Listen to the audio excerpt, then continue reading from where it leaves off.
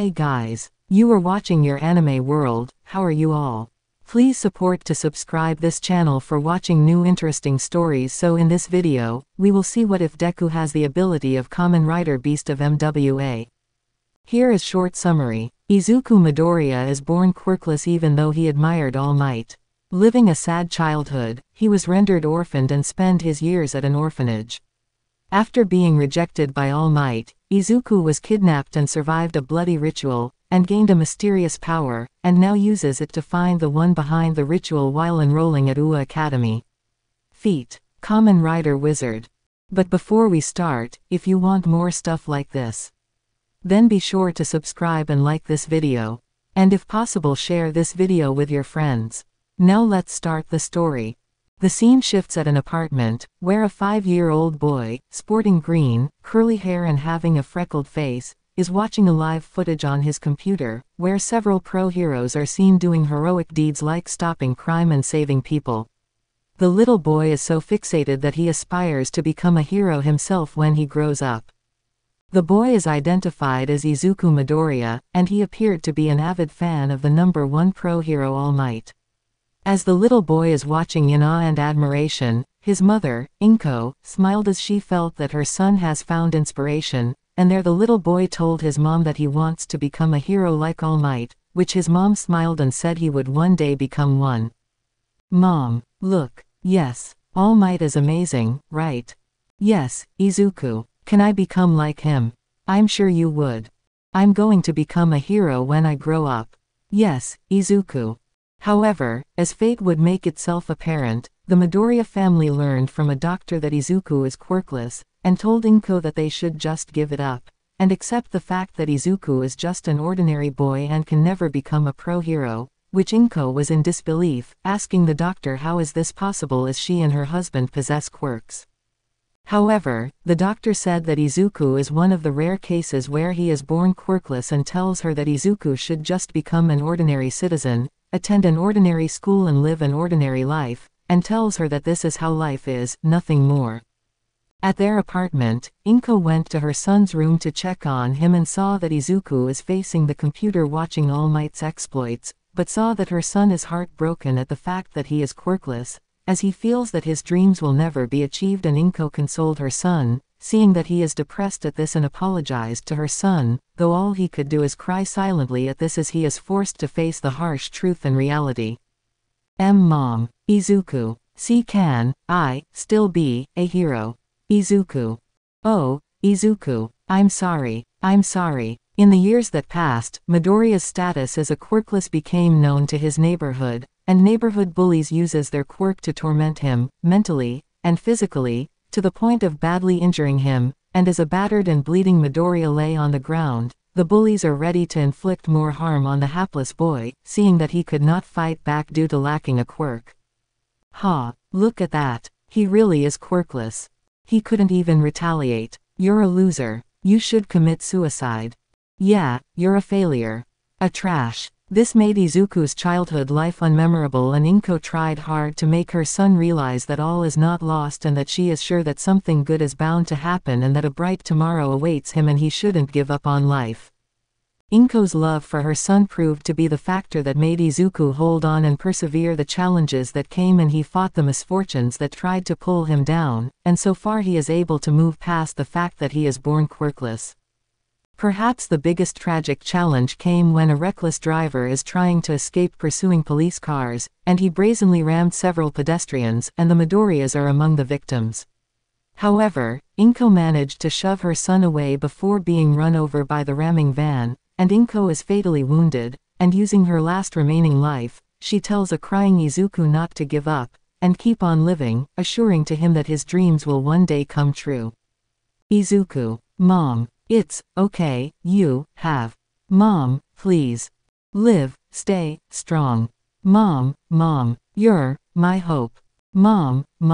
After that, Inko perished, leaving Izuku heartbroken, and though he cried silently, he tried to hold on after remembering what Inko said, and yet he faced uncertainty as he is living by himself and has no relatives within Tokyo.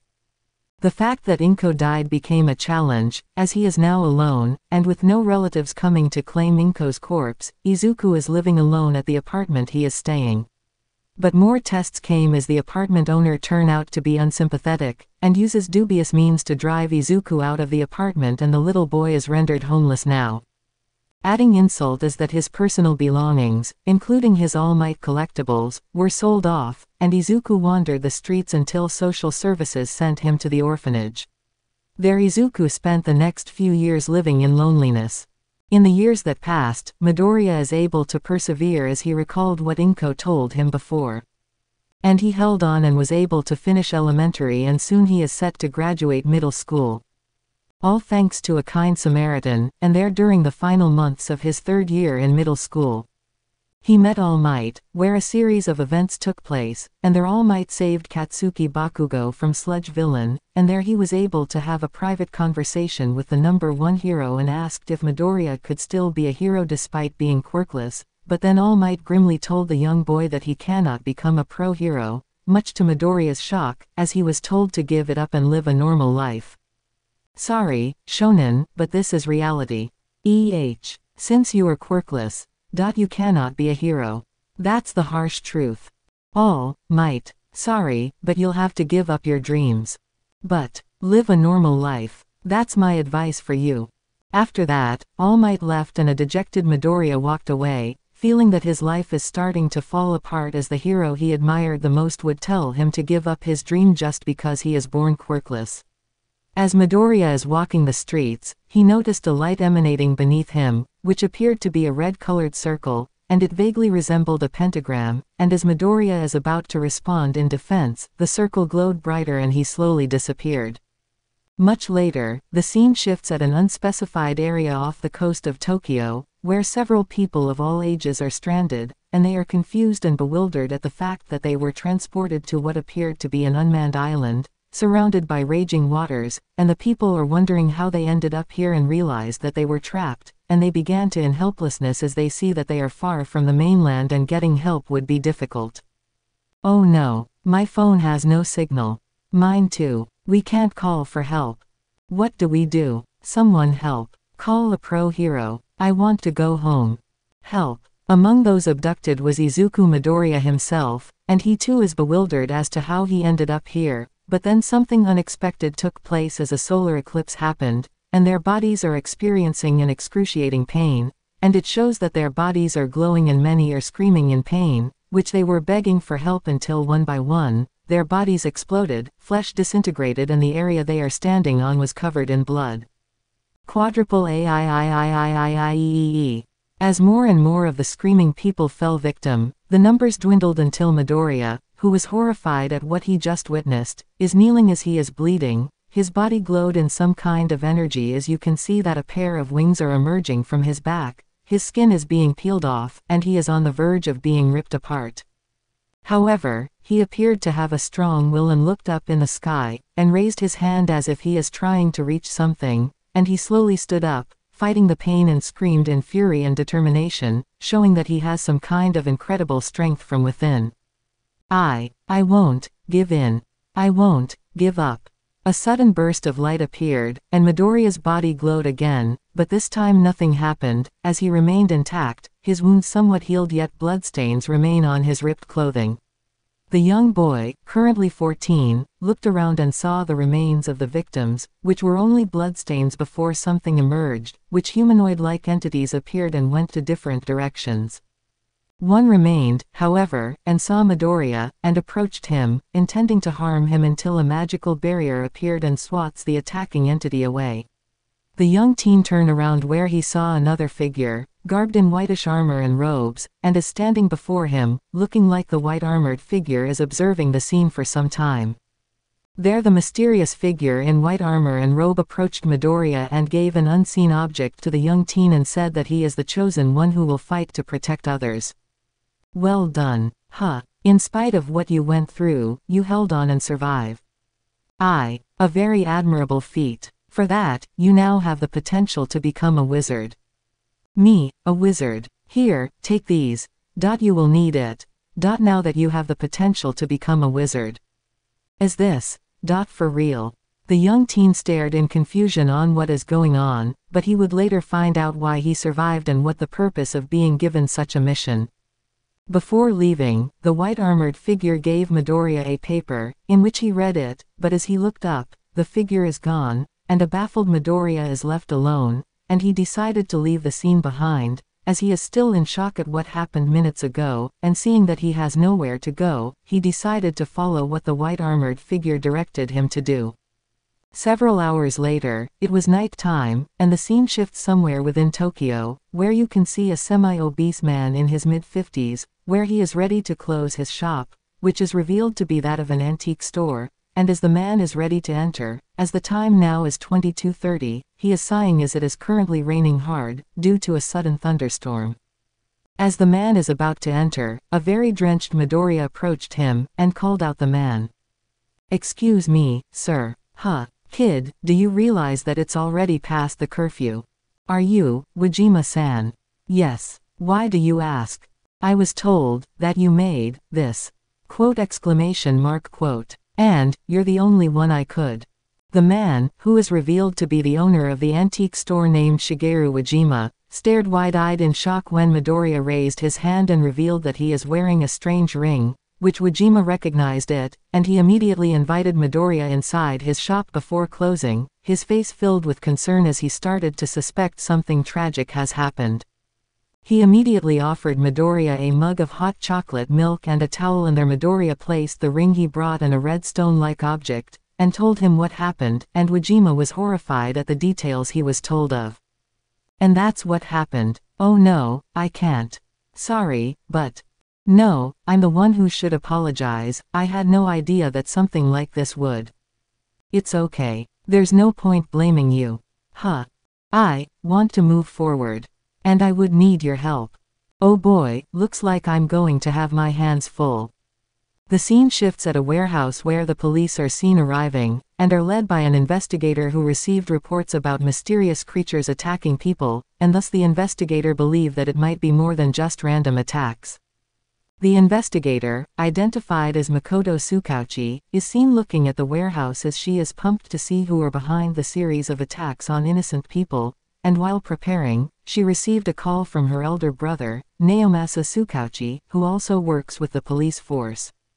Naomasa somehow got the gist and he called his younger sister as he wanted to dissuade her from doing investigation because of how dangerous it is, but Makoto is somewhat of a rebellious type as she is determined to solve a case no matter how dangerous it is.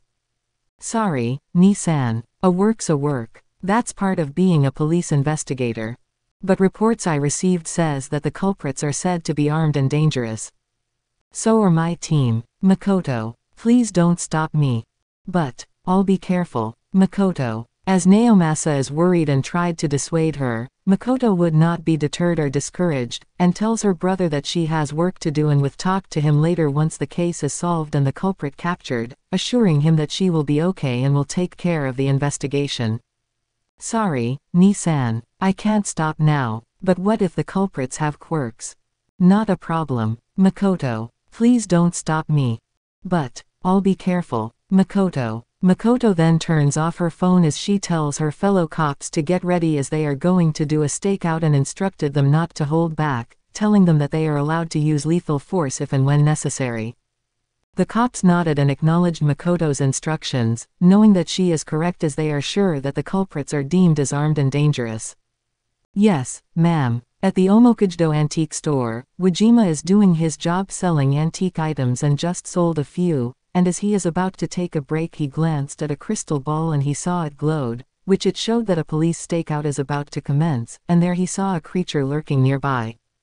Realizing that a massacre is about to take place, Wajima picks up the cell phone and contacted Izuku, and informed him of the situation and which location he should go, which Izuku thanked Wajima for tipping him off. "I see. You better hurry." "Got it. I got a feeling that things are going to get bloody. Then I'll see to it that it won't happen. Be careful, Izuku." "I will. Good luck." Izuku then sped off via his motorcycle as he head off towards the scene of the incident, hoping that he would arrive there in time to prevent another massacre to take place, as he doesn't want to be reminded of that incident which he was the sole survivor. A few minutes later, Makoto and a squad of police force are standing in front of the door of the warehouse, and there one of the cops approached her and said that there are no suspicious activities outside, and said that it is safe to assume that the culprits are inside the warehouse. He said that he called for reinforcement and was told that help would arrive in a few minutes from now, and he suggested that they should make do with the time they have in order to stall the culprits inside the warehouse and prevent them from escaping. Hearing this, she told her men to get ready as they are about to get into a firefight, which her men nodded in acknowledgement. "Yes, ma'am." Nodding, Makoto led the squad inside the warehouse and draw their guns, looking around, and to their surprise, it was empty and that no one else is around, and this made Makoto baffled, as it turns out that this stakeout was based on a tip from a police detective named Amino, who told her that he got word of some suspicious activity at this area. Makoto then told the rest to be alert and ready as she believed that they may have walked into a possible trap and an ambush might take place, which the cops replied in acknowledgement.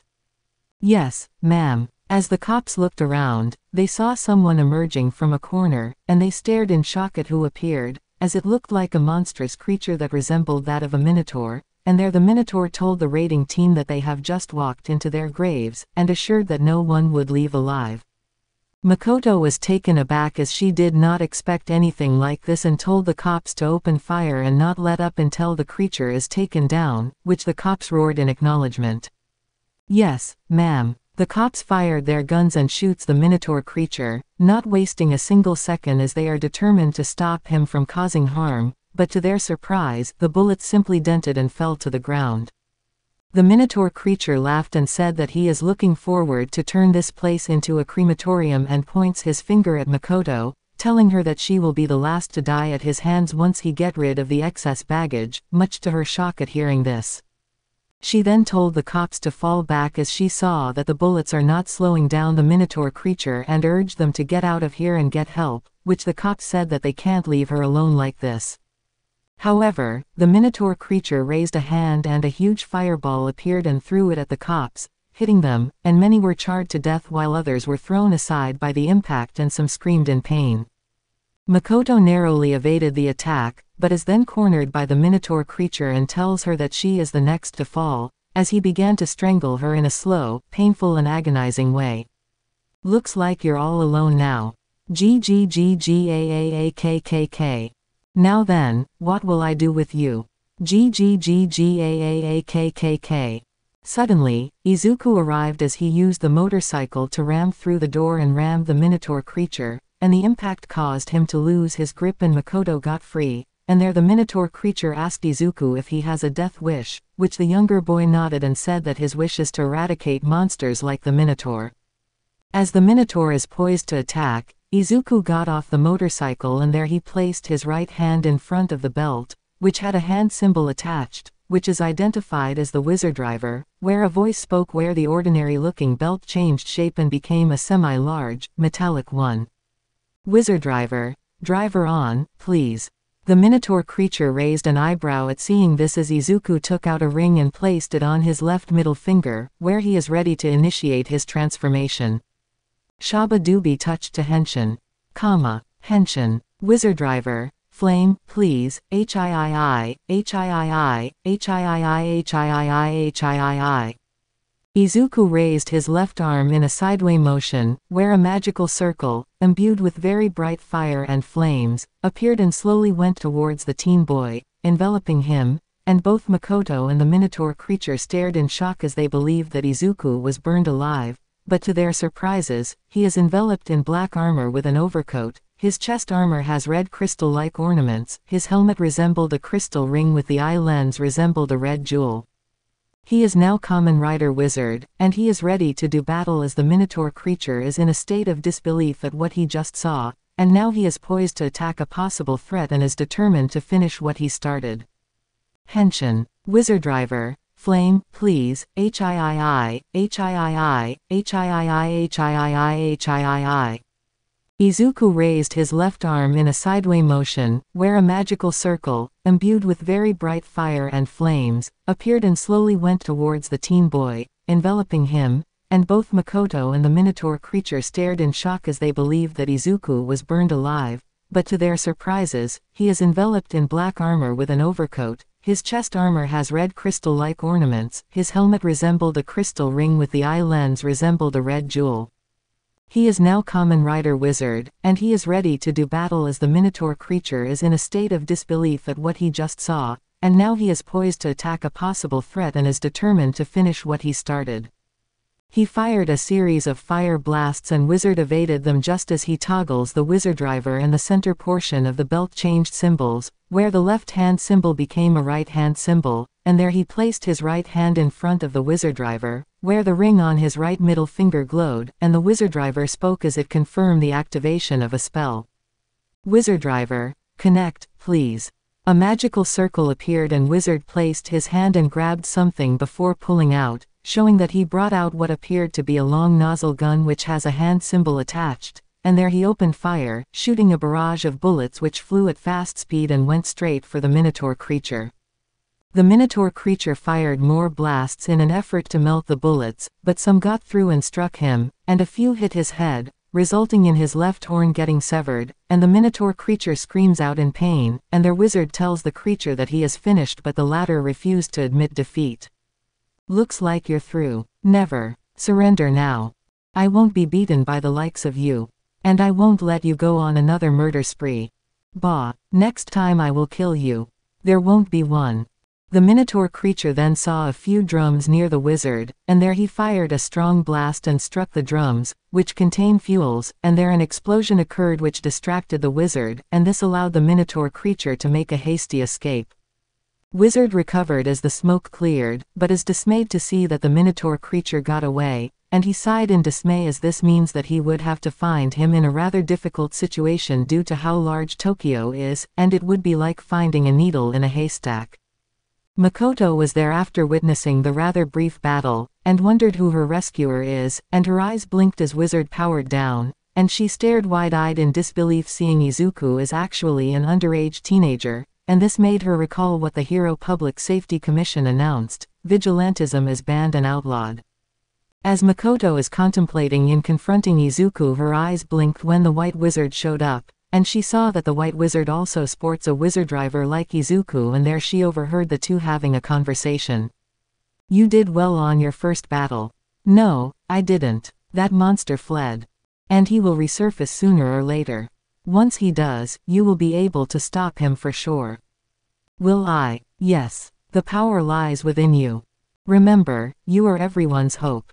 After that, the White Wizard placed his right hand in front of his wizard driver where his ring glowed as he activated a command, and he teleported away, just as Izuku stared at the warehouse, seeing that despite managing to save a life, nearly everyone else was killed, and this made Izuku feel guilty as he previously vowed to prevent more deaths under his watch.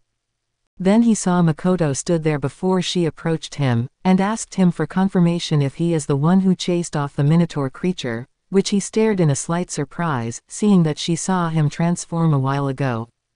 Huh, it was you, is it? So, you saw me. Yes. You are a wizard. Seriously? Yes. Makoto blinked her eyes after hearing what Izuku told her, which he revealed that the creature that massacred her subordinates is called a phantom, and that they seem to target some certain individuals, though he couldn't be sure yet on why. Makoto is unsure how to react on this as never in her life would she encountered something like that, and asked her what these so-called phantoms can do, which he said to her that phantoms possess some ranges in power and conventional weapons like ordinary guns with ordinary bullets are ineffective against them. He also revealed that for some reason, people with magic, like him, are the only ones that have the means to deal with a phantom, which made Makoto baffled as she questioned his statement, saying that even pro-heroes can deal with something like facing these so-called phantoms. Izuku then said that he is told that even pro-heroes would have trouble dealing with phantoms, hence those with magic are the only ones who can confront the phantoms, which made Makoto feel irritated as she believed that even she can do something like facing a phantom. That's a lie. You're saying that even heroes with quirks couldn't handle those things. Based on what I saw. Huh, what you saw a while ago is proof. Only those with magic can harm a phantom. That's the truth. You can't. Wait. But then something struck her mind as she stared at Izuku, and asked him in a point-blank tone, in which she asked how he is able to deal with that phantom and kind of quirk he possess, as she thinks that Izuku has a quirk which he did not register and is now using it for vigilantism.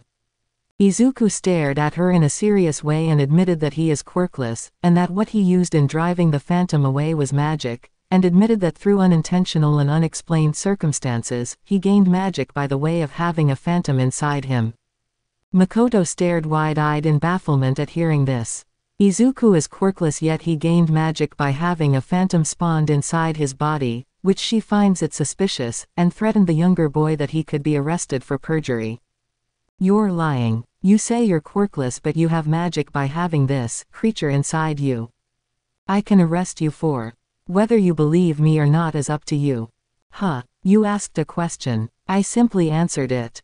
Makoto blinked her eyes at his reply, seeing that he didn't waver or show signs of panic, just answering straight while showing signs of being cynical as he said that whether she believes him or not means nothing to him, as all that matters is that he will not let phantoms go on a killing spree. He then told her to call the rest of the police force in order to pick up the remains of her subordinates who were killed by the Minotaur Phantom, and when Makoto tells Izuku that she has her eye on him, he replied that she is free to do so. If you wish to keep an eye on me, that's up to you. What? Stopping the phantom is my mission now. And I will do what I can to prevent that tragedy from happening again. What? Tragedy? Wait. At a hidden hideout, the Minotaur Phantom is shown sitting on a stool, nursing his head after the wizard's attack, which resulted in him losing a horn, and he can be hurting slightly in pain. Then two figures emerged from a corner, and are rather dismayed that Minotaur came back looking like a sore loser, and they confronted him, where the two entrants are revealed to be phantoms as well, identified as the Medusa Phantom and the Phoenix Phantom. "So, you came back. How are things there? I suppose you have results. What's with you? You looked banged up." "Never mind that. Tell us how things went." "You heard her. Tell me. Hurry up, man." Minotaur bowed at them, showing that the two aforementioned phantoms are of higher ranking, and Medusa asked why he came back here abruptly, which Minotaur admitted that he intended to ambush the wizard but is foiled by another wizard, which Phoenix stared in curiosity and asked if Minotaur is making a lame excuse. Minotaur proved his point by showing Phoenix the spots on his body where the white wizard uses his magical attack, and said that if this white armored doesn't show up then his job will push through without problem, and Phoenix asked more about this other wizard. "Hey, yes, tell me more." "Huh, this magical clown in white. What's he like?" "He is dressed in white." "I know that." "Well, he is." Medusa interjected and tells Minotaur to focus on the targeted gate, which he nodded and promised that they will have the results within today, which Medusa tells him that they must make more phantoms born so that the Sabbath will take place before commencing the Walpurgis, which Minotaur nodded. "Just focus on your job." "Yes. And let no one stop you." "Yes. I don't care what you would do. Just finish the job." "Yes. And to make things clear, I will not tolerate failure." "Yes." Much later, the scene shifts at the Omokujdo antique store, where Wajima just sat on a couch as he glanced at the crystal ball where he saw the police are loading the dead bodies and putting them inside several body bags, while Makoto Tsukauchi could only stood there watching. By then the door chime rang and he turned around, where he saw Izuku entering, which the ringmaker greeted him and began to offer him a bottle of water, though Izuku just nodded and sat on the couch, looking dejected, and Wajima asked him why the younger boy is so glum even though he did a good job in driving the Minotaur Phantom away. "I was too late. Only that woman survived. It's not that bad." "It is. She's just like me, a sole survivor. But you saved a life. That's what matters." "I feel miserable, Izuku. I could have arrived faster, and if I did." "Izuku." Wajima nodded as he understood why Izuku is so down, and tells him that he is not at fault for what happened at the warehouse, and said that what matters is that Makoto Tsukauchi is safe and thus Izuku is able to save a life. He also said that he shouldn't push himself too hard and just focus on what's in front of him. Izuku just nodded as Wajima's advice helped him calm down, and there the ringmaker said that he is going to cook food, stating that a wizard will need a full stomach as facing phantoms will require a lot of energy. "Okay then. Huh, time to get to work. What? I'll cook lunch. And you're going to eat. Wajima-san. After all, facing a lot of phantoms would require food for your body, right? Yeah. Within 30 minutes Wajima prepared the food and Izuku digs in, and as the two were dining, Wajima asked if Izuku was able to figure out who was the phantom's target, which the younger boy admitted that he hasn't figured out yet, but promised that he will see to it that there won't be any more deaths and that the phantom will be taken down before another death would take place. Wajima nodded and tells Izuku that it is okay, but he should always stay calm and not rely too much on his emotions, as the phantom would exploit it to their advantage. And that's the advice I can give you. Okay. Always keep a cool head. Even if things get too tense.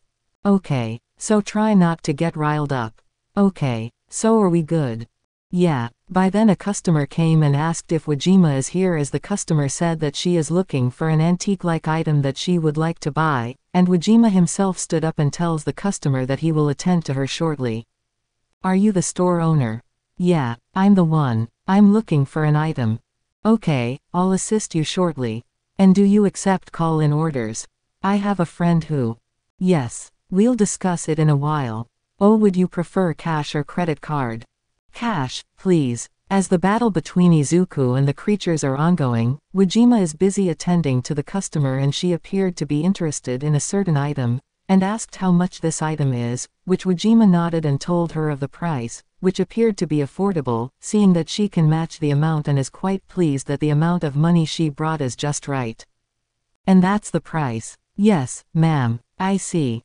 So then, I'll buy you. Really? Yes. That's good to hear. After that, the customer bought the item and left, which Wajima is pleased, and as he went back to the dining hall he is perplexed that Izuku is not here and wondered where he went, unaware that the boy is embroiled in a battle near the antique shop. Meanwhile, Izuku is fighting off the creatures as wizard, and as he is busy fending them off, he did not notice that another phantom is hiding, and saw Izuku, who is unaware of it, and once seeing Izuku is busy fighting off the creatures, the phantom decided to strike him when least expected, thus killing the younger boy on the spot. That way he would be praised, as he was sent by Medusa to cause trouble so as to keep Izuku busy while Minotaur Phantom would focus on its target. Medusa-sama will be pleased once I took care of that brat. However, before the phantom can unleash a powerful blast, a magical offensive spell struck him from behind, knocking him down, and there the same magical attack struck him again, further knocking the phantom back. Wizard Driver, explosion, now. Another blast knocks the phantom silly, and there the phantom was too dazed to see who did this, as the scene shows that the white wizard is there as he foiled the phantom from carrying out the intent to ambush Izuku. The white wizard toggles the wizard driver again before placing his right hand in front of the belt, and his magic ring glowed, which confirm the spell activation. Wizard driver, explosion, now. Another powerful blast rattles the phantom, and he is down on the ground, where he is surprised to see that another wizard stood before him, and demanded to know who the white wizard is. What? Huh, what's this? Another wizard? I wasn't told about this. Begone, foul fiend.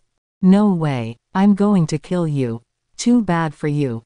The white wizard toggles the wizard driver once again before placing his right hand in front of the belt, and his magic ring glowed, which confirm the spell activation. The phantom is taken aback and attempted to defend himself, but is too late, as the white wizard has already summoned another magical attack. Now you die, phantom. What? Say your last words. Ha, you won't beat me, really. I will kill you and put your damn head on a platter. That's too bad for you. Quote exclamation mark quote. Wizard driver, explosion, now. Another explosive attack struck the phantom, which sends him careening against a parked car, and as he gets up, the white wizard toggles the wizard driver and repeated the same spell, but this time the effects were strong enough and struck the phantom. The phantom screamed as he was destroyed on the spot for good. The white wizard then saw the armored Izuku rushing towards the scene after hearing several successive blasts, and there the white wizard stood still as wizard approached him, asking what just happened, though the white wizard assured to him that everything is okay now and tells him that the phantom that he encountered earlier is at the police station. Izuku blinked his eyes at hearing this, and asked how did he know, but the White Wizard said that Izuku must head there if he intend to save the gate at any costs. You must go now. Wait, how did you know about this? All in due time. But, you should go now. Time is of the essence. Could you at least, until we meet again, wait. After that, the White Wizard toggles the Wizard Driver and activated a spell, much to Izuku's confusion. Wizard Driver, teleport, now.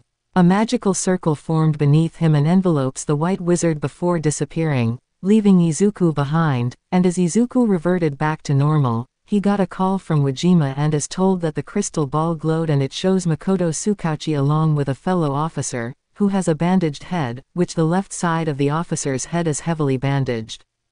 The woman who interrogated me earlier. That's what the crystal ball showed.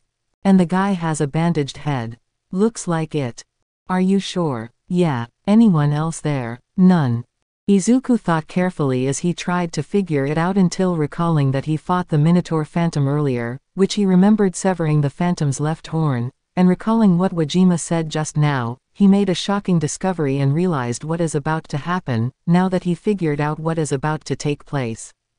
He asked Wajima where the place is, and there Wajima said where Makoto and the officer are, and there Wajima asked Izuku if what he is thinking is what he suspected, sensing the worried tone from the boy. Calm down, Izuku. Why are you so serious? Is it what I think it is? I'll be back, Wajima. Izuku. Later. Izuku then uses magic to summon his motorcycle and is ready to head towards the police station as he is determined to save Makoto Tsukauchi and stop the Phantom from claiming another innocent life.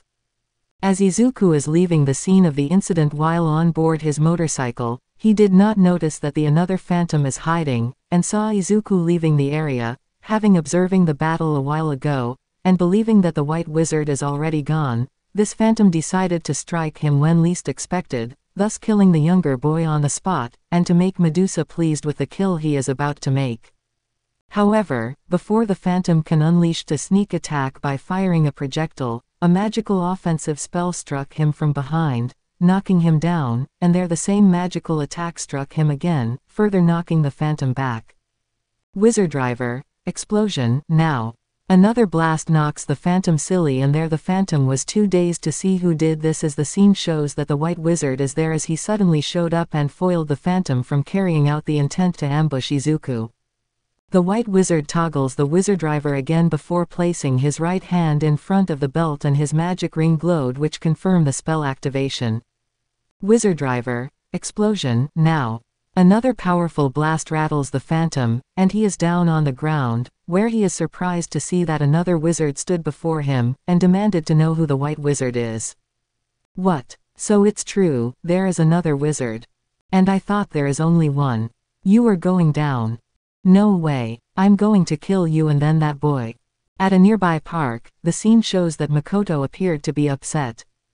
Where a brief flashback revealed that Makoto told her superiors about what happened earlier, but in an ironic turn of events, she is told by her superiors to stay out of the case, reasoning that it is something the police can't handle and that it would be best to let the pro-heroes deal with the situation, which upsets her as she reasoned that her men were killed senselessly, but her superior officer said to her that is how life goes. Angered, Makoto storms off with Amino following her and console with her, as he told her that this may be for the best as they don't have the means to deal with the so-called monsters, though Makoto still wanted to remain in this case as it is her duty as a policewoman to serve and protect people regardless of the odds, and Amino then asked her what motivate her to do this and why go to such length at the risk of her own. You sure are dedicated. What else would you expect, as a policewoman? I have to fulfill my duty. I can't give up like this, after that bull of a police chief wagging his tail like a dog. I see, wait, I accidentally saw your profile, you have a quirk, didn't you? Why not become a pro-hero so that you did? Well, even though what you said is true, it won't make any difference. Really? Why? What does your quirk do? Well, my quirk is called polygraph, and this quirk allows me to monitor the physiological signals of any person I touch, thus allowing me to determine whether or not someone is lying. However, there's a drawback: I can't detect a lie if the person is relaxed or if the person in question doesn't believe they're lying. Is that so? Then since you're the only one here that has a quirk, it means you're the perfect candidate. Hey, what are you? Oof. When told about her quirk and how it functions, Amino smirked and grabbed Makoto through her neck by force, in the process slapped her hard to the ground, busting her lips, and at the same time, she looked baffled until a sudden scene shocked her as Amino revealed himself to be the Minotaur Phantom, and there he told her that Amino was already dead 6 months ago when he gave in to despair. Ha, looks like my assignment is about to be completed. Amino, what are you?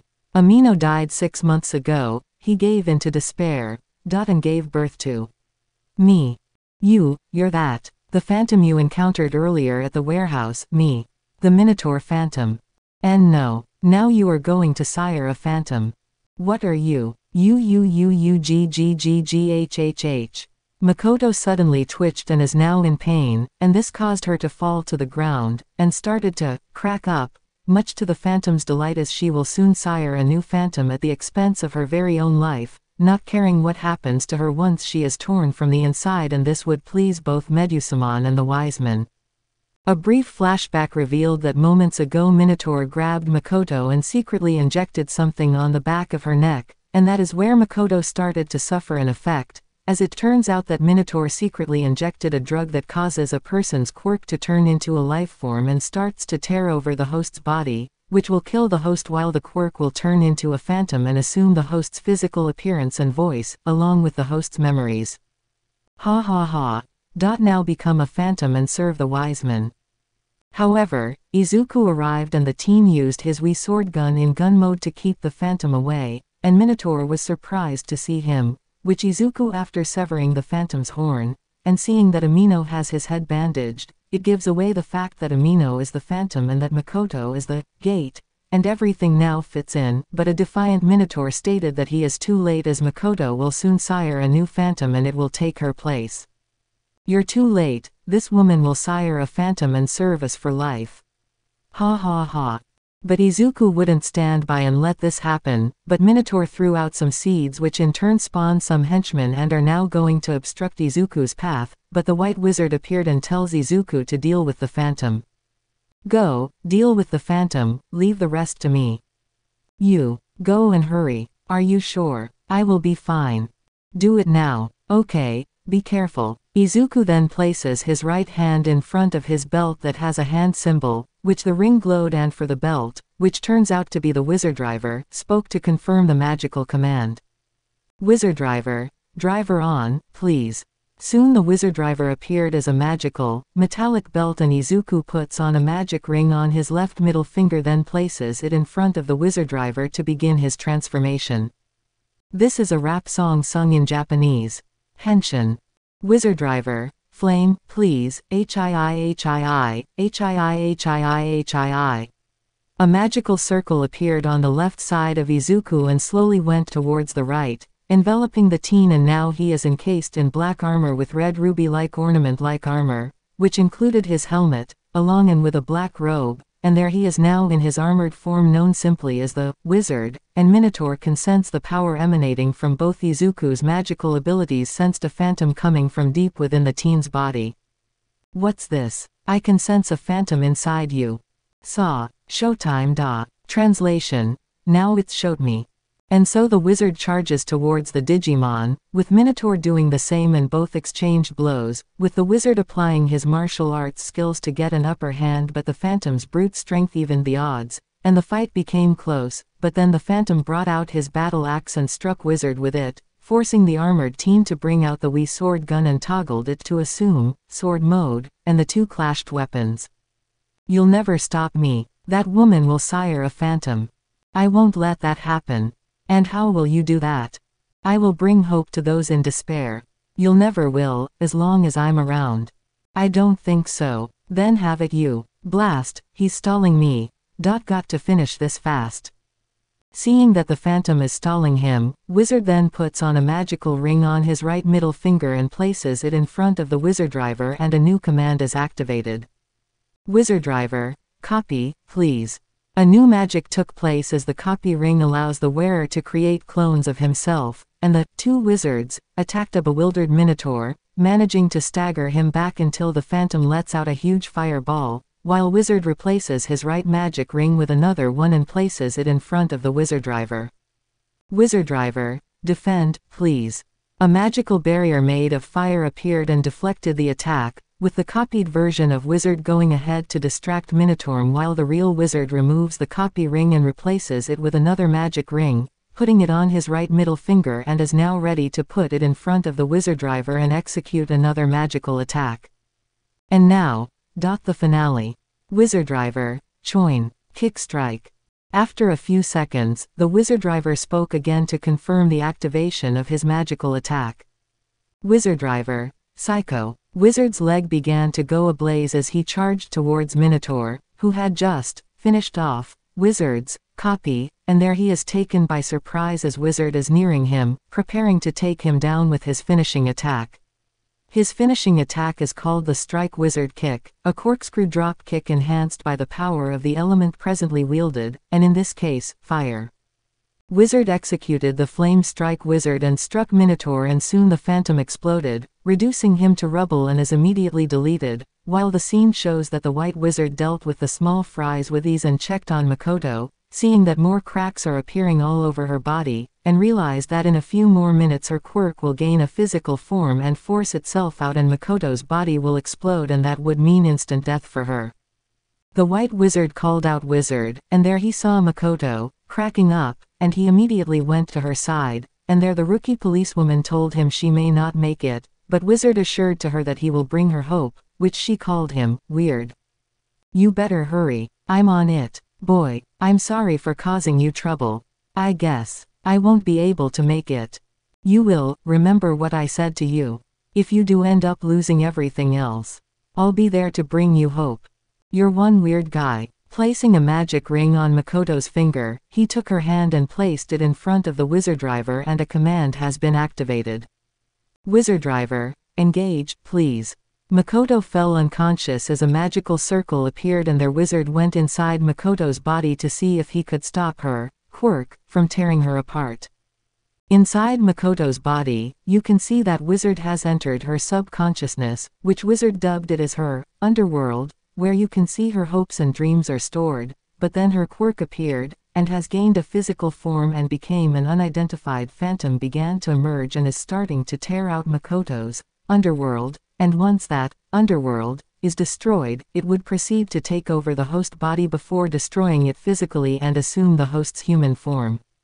Seeing that time is running short, Wizard inserted a ring on his right middle finger and places it in front of the Wizard Driver, and a magical command is activated. Wizard Driver, Drigorize, please. A magical circle appeared and something came out, which appeared to be a biomechanical phantom in the form of a dragon. That turns out to be Izuku's inner Digimon identified as Dragon, and despite the fact that Izuku managed to keep him in his body, the phantom appeared to be untamed, and it is revealed that in the past months, Izuku has been trained by the White Wizard in trying to tame Dragon, but had little success, and the only way to tame it is by magically summoning his motorcycle and have it merge with Dragon to have more control over it. As soon as Dragon is summoned, it did go after the inner phantom, but at the same time recklessly, smashing Makoto's underworld as well, and Wizard tries to summon it with his sheer will, but with little success, as it remained untamed for now. Dragon, submit to me.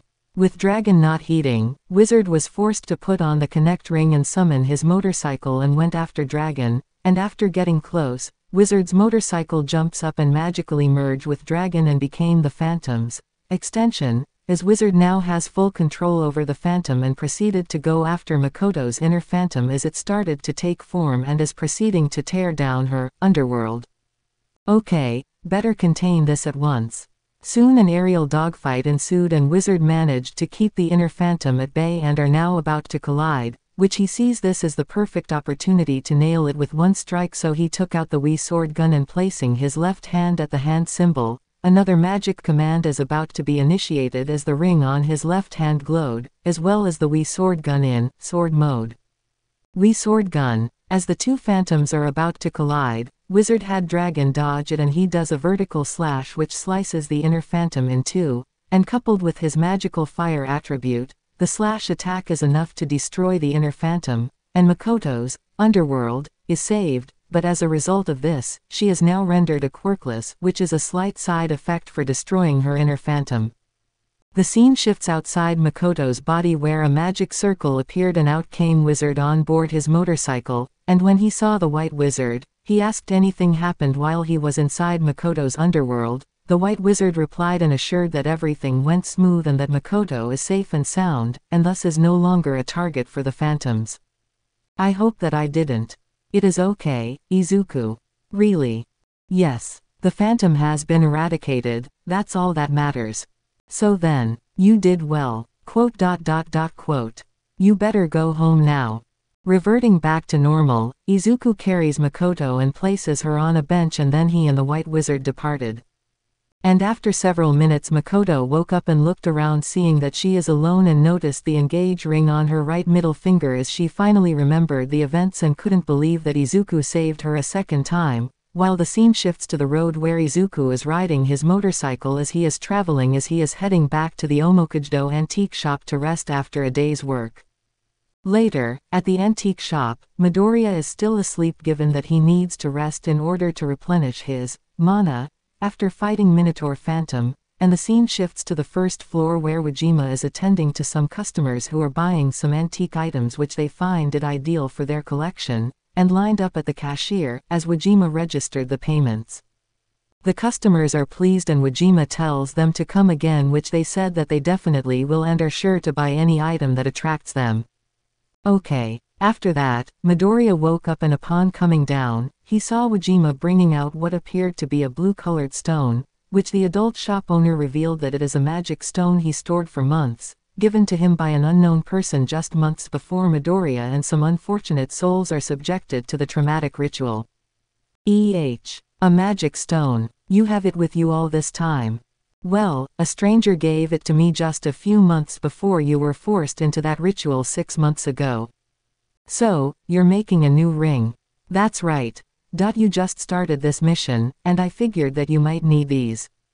Yes, you're right. And it won't be an easy one, you'll be needing magic rings as much as you could, so as to help you in your fights against the phantoms. I understand. Well, time to get to work. Immediately Wajima started to get his tool as he is going to craft a new set of magic rings, so Midoriya would have more means to combat the phantoms, as having more firepower and arsenals would help the teen in his battles, while Midoriya began scanning the crystal ball to see if there are any phantom sightings within the city as she had to do this for now while he is still replenishing his physical and magical energy, knowing that his body has its limits.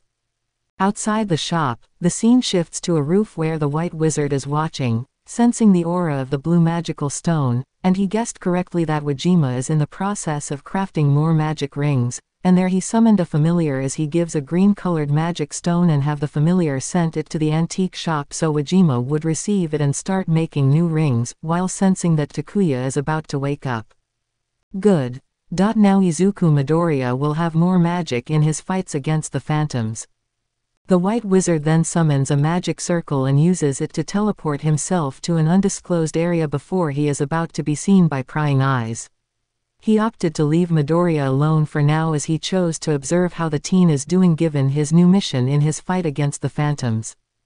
Back at the antique shop, Midoriya took a bath, got dressed and is now ready to patrol the streets when Wajima called him as he just crafted 2 new rings and are ready to use, with the teen glancing at the rings, seeing that they appeared to be more on the defense side than offense. The rings are Big Ring, Bind Ring. Before trying out the 2 new rings, the teen first used the copy ring by placing it in front of the Wizard Driver and got a response. Wizard Driver, copy, please. Then the teen tries out the other ring. Wizard Driver, bind, please. After trying it out, Midoriya discovered that he can summon mystical chains to tie up the clone, and then tries out the big ring to see what it does. Wizard Driver, big, please. As a magical circle appeared, Midoriya puts his hand on it and at the other side of the circle, he is surprised that his hand has been enlarged and uses it to strike down the clone, which it disappeared after impact, and there he realized that the 2 new rings would be a great help in his fight against the phantoms, so he thanked Wajima as he took his leave. These rings are good, well, I'm taking them with me and I'm going now. Okay, be careful, I will. See you later. Wajima smiled as he continued to make more rings from the blue magic stone as he wondered what rings he could make using the magic stone, as only Midoriya has the means to try it out and decipher them, as the ring maker couldn't, and there he decided to glance at the crystal ball to locate any phantom that are about to make an attack on a would-be victim. The scene later shifts to a house somewhere in Odaiba, where a family of 3 are seen, and it is identified as the Takenouchi family, and there the 3 people are shown and identified. They are Haruhiko Takenouchi, the patriarch; Toshikyo Takenouchi, the matriarch; Sora Takenouchi, the daughter and only child. Haruhiko is known for being a famous politician and wanted Sora to follow his steps so as to have a family legacy within the political world and that their surnames would be famous, with Toshiko devotedly supporting him, and she urged Sora to do as her father says, stating that it is for her own good, but Sora would have none of it, as her dream is to become a famous soccer player. You will do exactly as I say. You heard your father, do as you are told to do. But why? Being a politician is not my calling. No buts. We must ensure that our family name be engraved in politics. You relatives are all successful politicians. You will follow my footsteps so as we too will be remembered as the Takenouchi family in Japanese political history. Just do as your father says, it's for your own good. Mom. Why do you always side with Dad? Am I nothing but a robot to you for obeying his selfish commands? I have my own decisions too. Because, it's all for the sake of our family. Your father knows what's best for you. I support his every decision, so must you too. But I don't want to enter politics. I have my own dream. I want to be a soccer player. You will do no such thing. Obey me and that's what you should do. Haruhiko berated Sora for wasting time playing soccer, and demanded that she will enter law school once she graduated high school. She is a 3rd year in senior high, and graduating, which she vehemently protested, stating that becoming a politician is not her calling, and pleaded to her parents to let her decide on her own, which her mother countered, visibly shown that she is devoted to her husband's decision. When Sora pleaded again, Haruhiko physically reprimands her, slapping her hard on the face, and told her that she will be preparing for the law school in the next few months and she will not disobey him or else he will send her to America to further study law abroad.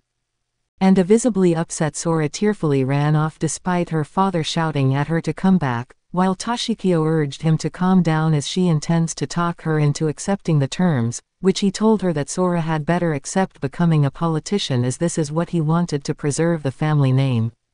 Later, at a park, the Medusa and Phoenix phantoms, who assumed human guises, arrived and watched from afar where a group of girls are playing a soccer game, with Sora coming and wanted to join in playing, with Medusa smirking as she finally got a positive lock on the potential gate, and she summoned someone who appeared behind a tree, who is identified as Abada Phantom, and there he is given orders on what to do. Thank you for coming, Abada. About time you arrived. What are your orders, mistress, master? See that person, she's the gate, get her and make her fall into submit, so a new phantom will rise. And better not foul up this time. I will not fail you. That's good to hear, better go now. And so Abada slowly heads toward the park to target the gate and make one of them submit and become a phantom, while Medusa and Phoenix took their leave, confident that he will finish the job without hassle, though Phoenix wanted to stay and watch the gate get terrified and turn into a phantom. At the park, the other girls politely turned down Sora's offer to join, fearing that Haruhiko might catch them and get a verbal beatdown, and left in a hurry, leaving her alone, and Sora opted to play soccer alone to help ease her stress and frustration, as her dreams of becoming a soccer player being undermined by her politically ambitious father, while her mother is visibly shown siding him and doesn't even consider her feelings, which further added to Sora's emotional woes. Damn my parents. Why do they always control my life? By then, Abada arrives and tries to scare her into giving in to despair, and though terrified, Sora chose to fight off her attacker and uses her soccer skills and her soccer ball as a weapon and seemed to keep the phantom back, but Abada started to fight back, and is about to get his hands on her when Midoriya shows up, firing silver bullets from the Wii sword gun and kept the phantom back as he tells Sora to get back, much to Abada's surprise. What the? That's no way to treat a girl like that. You should treat her with respect and courtesy. You're the ring-bearing wizard. Looks like I'm getting popular. I have no time to deal with you. My business is with her. Too bad I'm going to stop you. Then I'll kill you first before I make her sire a phantom. You wish. I say the same to you. Midoriya then places his right hand in front of the wizard driver where the connect ring is worn on his right middle finger and activates the spell in preparation for his fight with the Digimon. Wizard driver on, please. Within seconds, Midoriya's ordinary-looking belt changes shape, revealing it to be the mystical wizard driver belt, and the teen puts on his magic ring on his left middle finger and then places another magic ring on his left middle finger and places it in front of the wizard driver to activate another spell in preparation for his transformation. Henshin. Wizard driver. Flame, please. Hii. A magical circle appeared on the left side of Midoriya and slowly went towards the right, enveloping the teen, and now he is encased in black armor with red ruby-like ornament-like armor, which included his helmet, along and with a black robe, and there he is now in his armored form known simply as the Wizard, and Abada can sense the power emanating from both Midoriya's magical abilities and the inner phantom coming from deep within the teen's body, finally confirming what he was told about, and now he finds it challenging and intent to defeat him. Looks like I'll be having my hands full in killing you before I make that girl fall in despair and sire a phantom. You'll be dead before that happens. You'll soon regret poking your nose at my business. At that moment Wizard took a magic ring and puts it on his right middle finger and places his hand in front of the wizard driver, and there a magical command is activated. Wizard driver, copy, please. Wizard's temporary clone appeared and went after Abada Phantom, and there the two fought each other until the phantom threw seed-like objects to the ground, and there the ghouls are summoned to keep the magical clone at bay and head for Sora, but the real wizard simply repeated the move, creating more copies of himself to combat the ghouls, and during the melee, the phantom came close to Sora and is ready to grab her. Now come to me, fall into despair, and give birth to a phantom. Get away from me. By then Wizard got there on time as he puts on another magic ring on his right middle finger and places it in front of the wizard driver to activate another magical spell. Wizard driver, big, please. A magical circle appeared and Wizard places his hand, and out came a giant version of his hand and uses it to slap the phantom aside, sending him colliding against a billboard and fell down, which stunned the phantom, and this forces him to change tactics and decided to retreat for now, assuring Wizard that Sora will submit to despair and a phantom will be born before taking his leave. As Wizard reverted back to normal, he approached Sora and asked her if she is alright, which she nodded in reply, and offered her to go someplace and talk, which she agreed to as she felt that she needed to talk to someone after her recent argument with her family, as well as she wanted to know why she was targeted and what Abada Phantom meant about her falling to despair. Several minutes later, the scene shifts to the Donut Hungry Shop van, where Izuku and Sora arrived, and there the donut shop manager offered them the latest flavors, which she looked at the menu and is choosing which one to pick, and when she asked for Boston cream flavor, the effeminate gay manager is pleased that a customer chose one of his creations. Here, our latest creations. Well, I'll order this one. Boston cream. Yes. A new order for my newest creation, it'll be ready in a moment. As he went to Izuku, the teen already gave his order before the manager could speak, much to the manager's dismay. And now, the usual. Plain sugar, EHHH, plain sugar. GGG Gaia. After a minute the two teens got their order and are eating, in which Izuku told Sora the reasons why she was targeted, and she couldn't believe what she was told, about her having magical potential, and being a potential sacrifice of the phantoms, yet with Abada trying to attack her, she slowly accepted the truth, and there Izuku noticed a bruised mark on her left cheek and asked her if the phantom harmed her, which she denied it and told her where she got it. "Hey, you cheek's bruised, did that phantom hit you?" "No, it was my dad, he slapped me too hard." "Why?" "Because I defied him." "What do you mean? What was that about?" "He's a senator. And my family members are from a political dynasty. And my dad wants me to follow his footsteps, which I told him I don't want to, as I wanted to be a soccer player." That's a serious situation. Indeed. Izuku felt a bit of serious when told that her father, a known senator, wanted her to take up law so as to uphold the family name, which she turned it down in favor of a scholarship that has soccer on it, and there Izuku realized that soccer was Sora's dream and hope, and he asked her why not try talking to her parents more in hopes of them changing their minds, which she shown a bit of despair when told that even her mother is favoring and even taking her husband's side.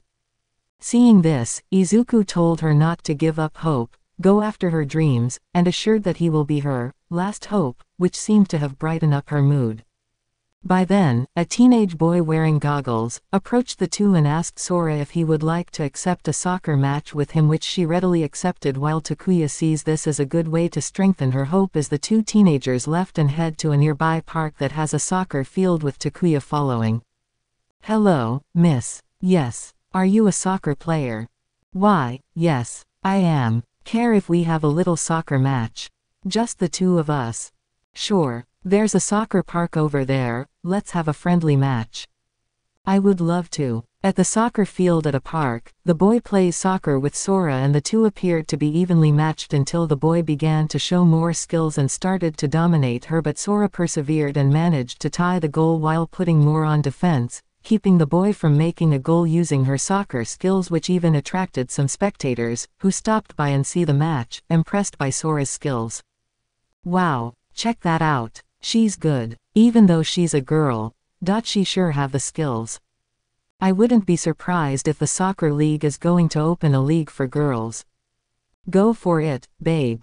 Show that guy who's boss. Show him who's the stronger." Takuya smiled as he is pleased to see her mood brightened as the final minutes showed that the boy eventually defeated her, yet Sora is fine with it as she shook hands with the boy, thanking him for a good match, which the boy smiled and returned, complimented her skills and then introduced himself to her. "Thanks, that was a great match." "Thank you, you're pretty good yourself. For a girl. You sure have the makings of an MVP. You can be a very good striker." "Really?" "Yes, really. Thanks. By the way." "Yes, I'll tell you something." The teenage boy, who introduced himself as Taichi Yagami, tells Sora to keep it up as he claimed that he heard that several sports officials from various universities are scouting for potential soccer players, and if they find her, she would be offered a prestigious place there as well, recommendations and even a scholarship, which made Sora even interested and thanked him for that. As Taichi took his leave, Sora stood there, smiling as she felt that her dreams are starting to come true, while Izuku told her to go after her dream and not give up hope, which she assured that she will. As Izuku boarded his motorcycle to resume his patrol to find Abada Phantom, he glances at Sora one more time, hoping that she and her parents would reach a peaceful compromise, and hoped that the Phantom wouldn't be aware of her family situation, or else the Phantom would take advantage of it and use it as a means to make Sora submit to despair and turn her into a phantom. Several minutes later, at a nearby abandoned garage, Abada Phantom arrived to replenish his mana so as to prepare for his next move to make Sora submit to despair, but then Medusa Phantom and Phoenix Phantom, both in their human guises, showed up as well, and confronted Abada on the status of his assignment, with Phoenix thinking that his fellow Phantom is slacking off and doing nothing, which Abada denies it. "You're pretty fast, Abada. Don't tell me you're slacking off now. I just ran into the ring-bearing wizard." "Really? Don't give me that crap. What about the gate?" "That has been taken care of." "Really? Coming from someone who is sitting pretty." "I'm just regaining my mana. I managed to get close. And learned her hope." "Bullshit. Enough, Phoenix." "Abada, care to clarify what you said just now?" As Medusa eases the tension, she asked Abada how are things going, which he assured to her that everything is going smoothly and has a plan set in motion, which he assured that in 3 days the results will be ready, and these words gave the two chief phantoms a lot of assurances which they felt that they no longer need to question him as Abada continues to replenish his mana while waiting for the plans to come into motion. Elsewhere, with no one looking, Izuku placing a blue-colored ring on his right middle finger and then placed it in front of the wizard driver's hand symbol, and a magical spell and command are activated. Wizard driver, unicorn, please. All of a sudden, a familiar made of plastic kits appeared and assembled itself and became a small unicorn-like familiar. Then Izuku replaces the blue ring with a yellow ring and did the same procedure, with different result. Wizard driver, Kraken, please. Once again, all of a sudden, a familiar made of plastic kits appeared and assembled itself and became a small octopus-like familiar. Then Izuku places the blue ring and yellow rings on the respective familiars and then puts a red ring and did the same procedure, with another different result. Wizard driver, Garuda, please. Once again, all of a sudden, a familiar made of plastic kits appeared and assembled itself and became a small bird-like familiar. Then Izuku places the red ring on the familiar and now with all three of them animated, the teen asks them to go out and find the escaped phantom, believing that it hasn't gone far yet, which the familiars nodded before heading off. Go find the phantom. And let me know if you found him, okay? As the three familiars left and begin their search, Izuku boarded his motorcycle and heads off as well, as he is worried that Sora might be targeted again and is pondering on whether to talk to Sora's parents, sensing that the phantom might take advantage of the situation and use it to hasten Sora to submit into despair, and he is determined not to let that happen, as he has seen what the would-be victims have gone through before they were turned into phantoms. I hope things would go well for Sora and her parents. An hour later, the scene shifts to the street where Sora is heading home, after having spent the time alone playing soccer, and she is anticipating another round of argument at home with her father, but then her musing is interrupted when several representatives from various universities approached her and are falling in line as they introduced themselves and told her that they are interested in having her as one of their future students once she graduate high school. Miss, wait, we want to speak to you. Let us have a minute of your time. Me, yes, we're from the Saito University. We're from Tokyo University. We're from Kyoto University. What do you? We saw your soccer match. We want you. We're willing to give you a scholarship if you join us. No, she's signing up to our school. Ours is the best university. And we even make soccer players out of the best talent, like her. Sora was surprised yet she was pleased that someone has noticed her soccer skills, and when asked if they could see her talents, she obliges as they went to a nearby park and there she showcases her talents and potentials as a soccer player, and her actions impressed the university representatives and each of them gave her their calling cards and told her that all she need to do is have her principal show her grades, and if her grades are high enough they would give her scholarship. Wow, my dreams are slowly coming true. Sora was beamed with happiness and hoped that her dreams are starting to come through, and she hoped that she would convince her mom to let her dad gave her his blessings as she has no desire to become a politician, and she went on her way home to see where this would lead to, determined to reach her dreams and not let anything stop her from fulfilling it. However, a pair of eyes saw what just happened and the unseen spy immediately departed, heading to parts unknown, where you can see a devious smile on his lips.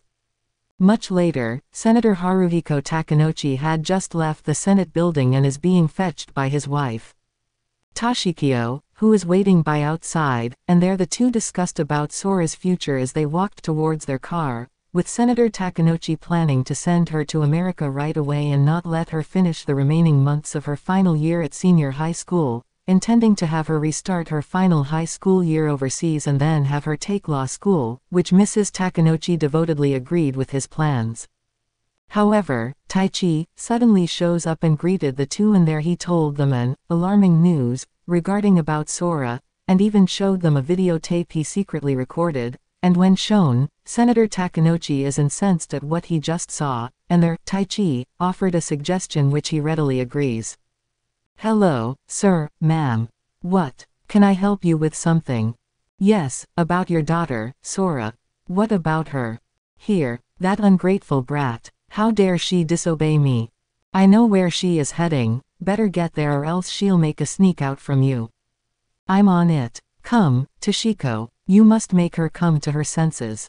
However, Wajima, who happened to be passing by, saw the scene, and there something made him alarmed and saw that Taichi saying something like despair in the car's plate number where the Takanochi parents are boarding, and he immediately dialed his cell phone to make an emergency call to Izuku, fearing that something bad is about to happen to the targeted gate. Hello, Izuku. What is it, Wajima? I saw a boy tipping off Sora's parents, and said something about despair and all. No, that teenager with the goggles, it was him. I think so. And he just talked to some couple. Oh no. The Phantom is using Sora's parents to make her fall into despair. Go after them. I'm on my way. Okay, Izuku, I'll follow them. Try to keep them from Sora in case the Phantom is with them. Several hours later, it was nearing sunset and Sora is watching the sky smiling as she felt that she is reaching her dreams, and all she has to do now is finish her remaining months and submit her applications for the universities she's been offered and pass the exams, and depending on the results, she would go to the university where her entrance test score has the highest points, and she would automatically get the scholarship he craved for that has soccer on it. Just a little more. And I'll be there, to get my dream. Just as she was about to leave for home, the car arrived and parked in front of Sora, and out came her parents, and you can see the livid look from her father as he grabbed Sora by her arm and slapped her hard that sent her down to the ground, with her mother looking rather ignorant at the scene as she chose to let her husband deal with her daughter, showing how devoted she is to him, even if shows that her husband's action is causing more strain and harm to Sora. You ungrateful brat. Ow. What? Why? I told you to follow my order, that must be followed. I told you I have no interest in that. You will obey me no matter what. That is an order from your father. The family name must not be stained and remained in the history of Japanese politics. I told you I don't want that. I have no interest in becoming a politician. You will do as I say whether you want it or not. I won't. A tense argument ensued as Haruhiko told Sora that she will enter law school and become a politician whether she likes it or not, as he is determined to make her preserve the political dynasty of the Takanochi family, which she vehemently defied, stating that being a politician is never her dream and pleaded to let her make her own choices and future, but then the next scene turns into a catalyst for Sora's descent to despair. You will obey me now. I won't. Don't make me do this. What? I came from your school. And managed to convince the principal, you're dropping from the school. You can't. I'm just 3 months away from graduating high school. You will start high school again, when you're at overseas. There you will take political study and I'll see to it that you will do as I say. You can't. Haruhiko then showed to Sora documents which shows that he used his influence to convince the school to let Sora, dropped, from her school, thus not only preventing her from graduating, but also shut her chances of getting the coveted entrance exams from the universities she's been offered and thus her high school scholarship has been negated, and that was just the start, as Taichi shows up and took the soccer ball from her and gave it to Sora's dad, much to her shock. Looks like things went well. What? Taichi. I told them what happened.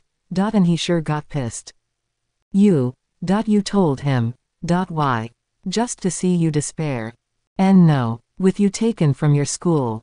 You can say goodbye to your graduation. The scholarship. And your potential to become a soccer player.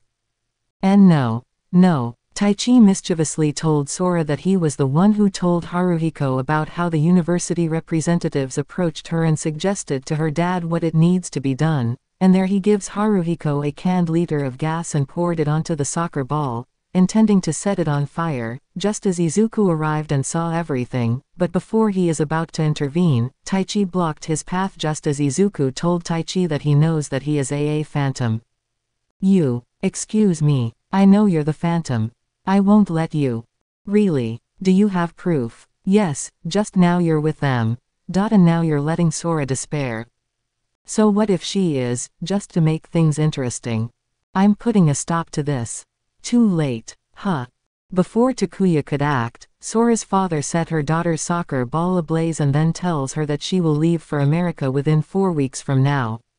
With Toshikyo telling her daughter to do what her dad says, which shocked Izuku at seeing how ignorant her mother is, siding with her husband, but Izuku became more alarmed when Sora started to crack up, realizing that she has fallen to despair, and Taichi finally revealed himself as Abada Phantom, and the teen uses his Connect Ring to activate the Wizard Driver to prepare his transformation when he places his right hand in front of the Wizard Driver's hand symbol buckle. Wizard Driver, driver on, please. Within seconds, Izuku's ordinary-looking belt changes shape, revealing it to be the mystical Wizard Driver belt, and the teen puts on his magic ring on his left middle finger, the flame ring, and then places another magic ring on his left middle finger and places it in front of the Wizard Driver to activate another spell in preparation for his transformation. Hessian, Wizard Driver, flame, please, HII. A magical circle appeared on the left side of Izuku and slowly went towards the right, enveloping the teen, and now he is encased in black armor with red ruby-like ornament-like armor, which included his helmet, along and with a black robe, and there he is now in his jewel-armored form known simply as the Wizard, and Abada Phantom is now intending to keep Wizard busy while Sora is being consumed by despair and in the process of turning her into a phantom. You'll never stop us. For she will give birth to a phantom. I won't let you, not as long as I'm around. And you get to see her die. And reborn. As Wizard and Abada Phantom fought, Sora fell to her knees as she is being consumed by despair, but her parents are rather oblivious to it and think she is just dramatizing her act and began berating her, with Haruhiko telling her that she will do as he says and she has no right to defy him, while Toshikyo urging her to listen to her dad stating that this is for her own good. This however worsens the situation and hastens the process and Sora cracks up faster. Wajima arrived and saw this and shoved the Takenouchi parents back while shouting to Wizard that time is running out, while at the same time tries to reach Sora through his voice in an attempt to rouse her out of her despair, but it was in vain. Seeing this, Wizard puts on one of the new rings on his right middle finger and scans it on the Wizard Driver in an effort to deal with the situation he have with Abada Phantom and save the gate. Wizard Driver, bind, please. Fiery chains appeared from the ground and ties up the phantom, which puts him in place, and then Wizard removes the bind ring and replaces it with the big ring and does the same motion. Wizard Driver, big, please. A magical circle appeared. Wizard puts his hand on it and at the other side of the circle. And there his hand has been enlarged and uses it to strike the phantom, which it sends him flying away after impact, and there he went towards Sora and attempts to put the engage ring on her, but he is stopped by Toshikyo, urging him not to interfere as she believes her husband would snap her out of it, and seeing Haruhiko handling it further worsens the problem amid Wajima pleading to stop.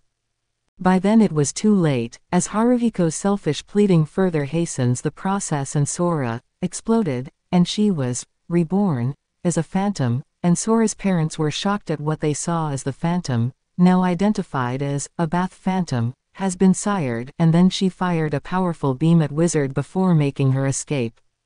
As the smoke cleared, the scene became silent as Wajima fell to his knees as he witnessed a gate loses her life, consumed by despair and has been turned into a phantom, and Wizard slowly reverted back to normal, feeling disgust that he failed to save a fellow human.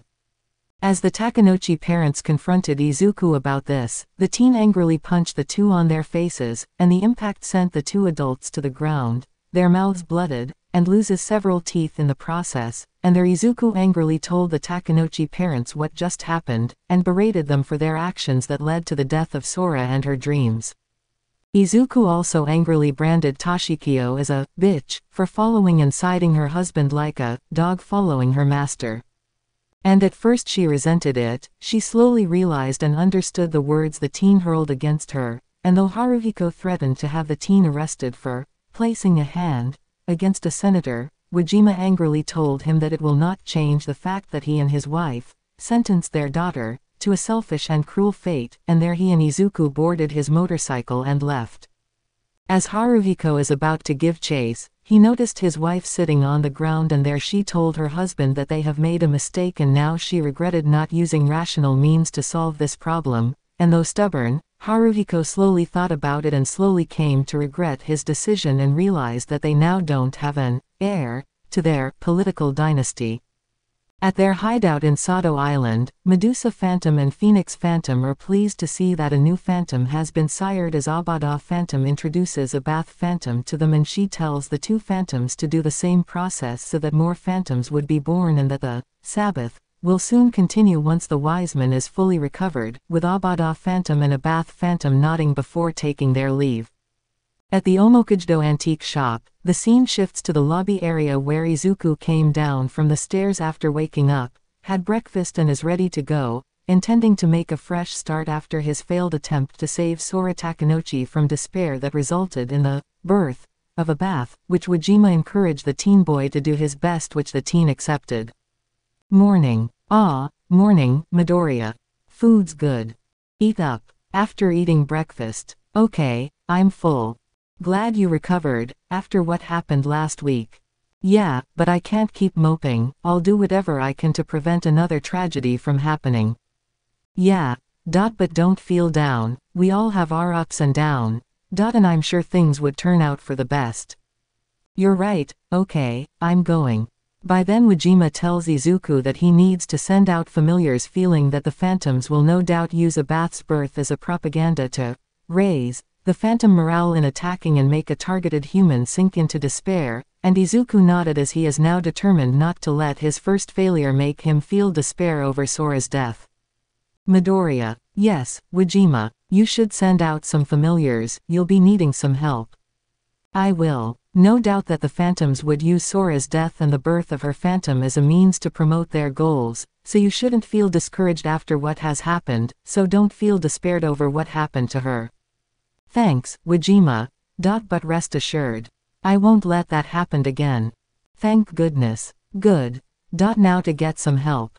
Taking out 3 magic rings, he uses each of them by placing them one by one in front of the wizard driver, and the spells are activated individually. Wizard driver. Unicorn. Please. All of a sudden, a familiar made of plastic kits appeared and assembled itself and became a small unicorn-like familiar. Then Izuku replaces the blue ring with a yellow ring and did the same procedure, with different result. Wizard driver. Kraken. Please. Once again, all of a sudden, a familiar made of plastic kits appeared and assembled itself and became a small octopus-like familiar. Then Izuku places the blue ring and yellow rings on the respective familiars and then puts a red ring and did the same procedure, with another different result. Wizard driver. Garuda. Please. Once again, all of a sudden, a familiar made of plastic kits appeared and assembled itself and became a small bird-like familiar. Then Izuku places the red ring on the familiar, and now with all 3 of them animated, the teen asks them to go out and find any rampaging phantom, which the familiars nodded before heading off. As Izuku is about to take his leave, Wajima approached him and presented 2 rings that he just finished crafting. One a blue-colored transformation ring and the other an offense-defense type ring, which Izuku was quite impressed and asked what the rings can do, which Wajima gave his answer. Here, Midoriya, I just finished crafting these rings. Thanks. One of them is similar to the flame ring. Well, I suppose. What's the other one, what does it do? Don't know. All I can do is craft them, since you have the ability to utilize them through magic. I guess you're the only one who can see what kind of magic they can do. Really? You couldn't discern what type of ring you crafted? Afraid not. While Izuku glances at the blue ring, he deduced that this was another transformation ring that is similar to the flame ring, so he placed it inside his pocket, while glancing at the other ring, and after seeing the ring symbol, he slowly deduces that this is the sleep ring, and a smirk formed in his lips while glancing at Wajima. I'm guessing this ring puts someone to sleep, so how do I test it? Say, want me to test it out on you, Pops? Me. Wait, don't you even think about it. Here we go. Wah, help, save me, come on, it's just a test. I'm not a guinea pig. Get ready, Midoriya. Stop that. This isn't funny. Despite Wajima's pleading and protests, Izuku places the sleep ring on his right middle finger and places it in front of the Wizardriver belt, and there the magical belt's voice spoke to confirm the activation of the ring's magic powers, much to the ring maker's apprehension, while Izumi braces herself for the worst that's about to happen. Wizardriver, sleep, please. A magical circle appeared and the two braced themselves as the magic is about to be unleashed, but then all of a sudden, the magical circle enveloped Izuku and he slowly fell to the floor, and he went fast asleep, even snoring aloud, and there Wajima sighed in relief that he didn't receive the magic ring's effect, while HHE sighed at the scene in front of him. So then, it is a sleep ring. But it put him to sleep instead. Thank goodness it didn't get me. I guess he'll have to stay put for now and let the familiars do the work. Quote. Serves him right for trying to use me as a test subject. Quote. Well, I'm going out to do some shopping. Back at the Musudafu Police Department, the scene shifts at the lounge area where Makoto Tsukauchi glances at her right hand, where the engage ring is still worn at her right middle finger, and recalls how she met Izuku, who saved her from the ghouls, putting the teen in custody, and how he saved her from despair, though by the time she woke up after her inner phantom has been extinguished, then Midoriya was gone. Those were the times she recalled, and she wondered how and where she could find him, but then her musing was interrupted when her colleague came and told her that the police chief is summoning her in his office. Hey, Tsukauchi. Yes. The police chief wants you at his office. Me. Yeah, you. He wants you there pronto. Okay, I'm on my way. Be careful. I hear that a higher up is also there. Thanks. And so Makoto got up and heads for the police chief's office, wondering if he is going to tell her to forget the incidents that involved Phantom, which she dreaded to hear as she is determined to protect the public, being a public servant herself. A minute later, Makoto is standing outside of the police chief's room and knocked 3 times before telling her name to him, and soon the police chief's voice spoke in reply. Sir, this is Detective Makoto Tsukauchi, requesting permission to enter. Permission granted. I'm coming in. Enter. As Makoto went inside, the police chief approached her as she saw the man with the eyeglasses sipping tea, and there the police chief whispered to her and informed her that the man is from for National Security Bureau Section 0 branch of the Musudafu Metropolitan Police Department, which Makoto is surprised to hear this, knowing that the NSA Section 0 acts as the superior to the police department. Chief. Listen, Tsukauchi. Yes. That's our visitor and he wants to speak to you. Really. Whatever you do, don't agitate him. It's all right. So you're Detective Makoto Tsukauchi, pleased to meet you. Pleased to meet you as well. The man, identified as Masanori Kizuki, greeted her and Makoto greeted in reply, though she appeared to be a bit wary, as she wondered if the NSA Section 0 is aware of what happened several days ago, and wondered if this meeting has anything to do with Izuku, and wondered if they heard about the ring-bearing wizard. Kizuki glances at Makoto from head to toe, until glancing at the engage ring she is wearing, and there he went straight to the point and began interrogating her. Okay, listen up, Tsukauchi. I will get straight to the point. Which is, I am aware of what has happened recently. You and your team were attacked by phantoms. Yes, that is correct. And you made contact with a young man, who appeared to be a high school-age boy, in which he is claiming to be a wizard. Do you know about his identity? Kizuki made his intentions known to her, that he has received reports about the phantoms and about a young man who claims to be a wizard, in which he asked her if she has any clues to his identity, and he expected her answer. Makoto thought about it, and hesitantly replied that she only recalled the armored wizard saving her life twice and claimed she has no idea about the wizard's alter ego. Sorry. I was unable to. Which is. By the time I woke up after being attacked by a phantom and that person who saved me, he was already gone. I see. Kizuki stared in an emotionless manner, as he can tell that she is lying, though he did nothing and let it slide for now, and there he gives Makoto and the Musutafu Police Department strict orders in which the NSA will deal with the present situation that involves phantoms, and that the NSA will keep the phantoms' existence a secret from the public as a means to protect the Japanese citizens. Regardless, I came here to give you and your department a direct order.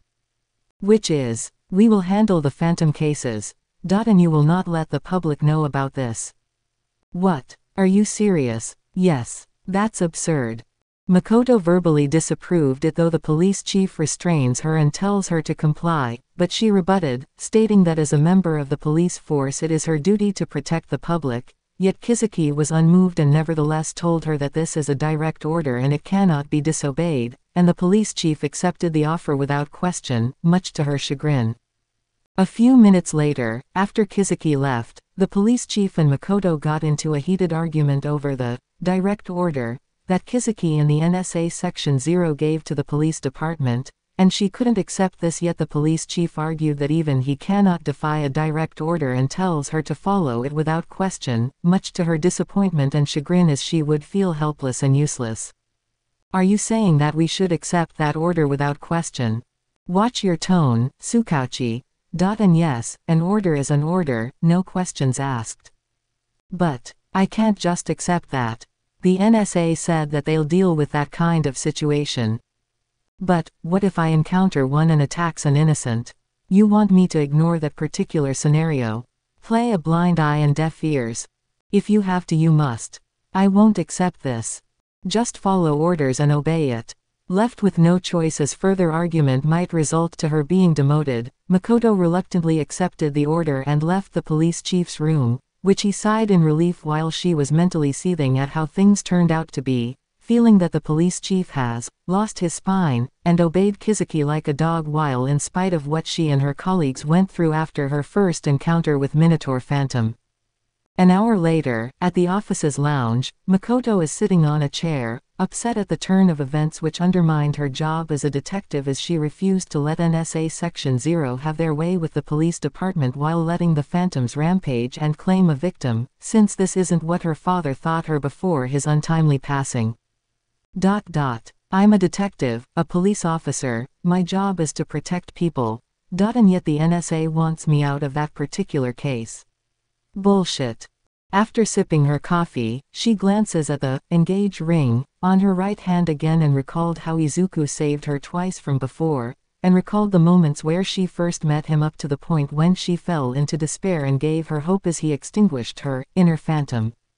The scene she recalled shows that the two Digimons, Imp and Minotaur, are trying to shake Makoto in terror so she would fall into despair, but she held on as she tries to fight back, but to no avail, and as Imp is about to do something to her, until Izuku shows up and transforms into Wizard and fought the two, which resulted in the deletion of Imp and Minotaur retreating. The other scene she recalled shows how Minotaur had her fall into despair and Izuku transforms into Wizard and fought and defeat Minotaur before putting the engage ring on her hand and entered her underworld to extinguish her inner phantom. This rekindles her resolve to find Izuku, and she decided to go out and find him. As she leaves the police station, she failed to notice that two men in black businessman attires slowly began to follow her, who turn out to be men from the NSA Section 0, where Kizuki told them to monitor Makoto's every move. This is Agent A calling to Kizuki. Detective Tsukauchi is on the move. Good, follow her. Anything else? Use your hidden cam to record her movements. And any conversations she have with anyone. Yes, sir. And don't let her notice you. Yes, sir. Good. After about 20 minutes, Makoto is in downtown, and as she tries to figure out where to get a clue, she notices Wajima walking, recognizing him as the one who accompanied Izuku, and she secretly follows the adult man, not knowing that Makoto herself is being followed, and the tagging is now underway, which gives Kizuki the chance to find out more about the wizard's identity. Elsewhere in Musutafu, the scene shifts to a rooftop of a skyscraper where Medusa Phantom, in her human guise, and Phoenix Phantom, in his human guise, are looking down at the streets, hoping to find a new target in hopes of making their would-be victim fall into despair and turn her into a phantoms, and while Phoenix is rather lazing around, though he is looking down at several humans crossing the streets, Medusa uses her unique ability to scan every human she could find and see, and there she was able to discern a prospect when glancing at a group of people convening at a nearby park, and smirked cruelly as she finally found one. Looks like I found one. Really? Where? Which one? And which place? By then, Medusa jumps down from the rooftop and landed on the next floor below, with Phoenix following, and the two assumed their phantom forms, and there she called out someone, and there the figure appeared from a corner, revealed to be another phantom, greeting the two as he is ready to serve them all in the name of the wise man, and his noble cause, to sire more and more phantoms from humans. Come forth, Hellhound. Yes, mistress. I have an order for you. Look down. And you can see the target. Make the him fall into despair, so he can give rise to a phantom, so that Wiseman will once again hold the sabbat. Yes, I shall do it, in the name of Wiseman, Mistress Medusa. Good, when you succeed. You'll make Medusa and me very happy. I will do as you command me to, Master Phoenix. That's good to hear. Now get going, we're counting on you. I shall depart at once. Yeah. Bye-bye. The phantom is identified as Hellhound, and there he is given instructions by Medusa on whom he would target and have the Digi-Gate fall into despair and have him sire a new phantom, which Hellhound accepted the order without question and jumped from the building as he takes his leave to begin his work, just as the two phantom assumed their human guises and casually left the scene, seeing that things would go their way. And off he goes. Sure wish it was me, I'd take that job. You heard Wiseman's orders. Yeah. You sure sound like a disciplinarian. Be patient. I'm sure Wiseman has something in store for you. I hope so. Let's go. I'm coming. Where are we going? Just follow me. Much later, the scene shifts to a park, and when the scene zooms in, it shows that the various people are convening at a certain spot, and it reveals that a magic show is in progress, where a magician, mostly a stage magician that you can usually seen in birthday parties, is performing magic tricks, and that the audience, mostly parents and children, are applauding him for his entertaining feats. Wow, great magic. A rabbit coming out of the hat. A bird coming out of his pocket. We want more magic. Make a chocolate coming out of your pants. We want more magic tricks. Yeah, more magic. I want a guinea pig. I want a pet snake. Make some gold coins. Yeah, more magic tricks. The magician accepted the applause and then proclaims that he is going to perform his next act, but then asks something from the audience which seemed to arouse their curiosities, and soon the children began raising their hands in eagerness, which made the show more interesting, amid the lively reactions from the crowd, attracting more passerby as they noticed the commotion, and soon more of them are joining the other people in watching the magic show. Now I will perform my next magic trick. Yeah. More magic. I wanna see more magic. Okay. But I would like a volunteer from one of you audiences. Who wants to volunteer for my next trick? Me. I wanna try it. No, pick me. Me do it. I'm raising my hand. Choose me. I want to see a real magic. Please pick me instead. No, me. Take me. Me. After seeing several hands raised, the magician saw one of the hands raised higher and chose that person from the audience to have him came forward, and there the volunteer is shown, who turned out that he was standing on a chair, which resulted in having his hand raised higher. This person appeared to be a 14-year-old boy, a very short teenage boy with a large, round head, and rather puffy cheeks. His nose is small, stubby and points slightly upwards, and he has an unusually distinguishable philtrum, oval-shaped eyes with large, black pupils, and notably thin eyebrows. He has a head of very short dark purple hair with 4 large ball-shaped clumps resembling a mohawk. This boy is identified as Minoru Mineta, and there the magician tells Mineta what he is going to do, which the young boy eagerly accepted the instructions without question. You, tell me your name. My name is Mineta.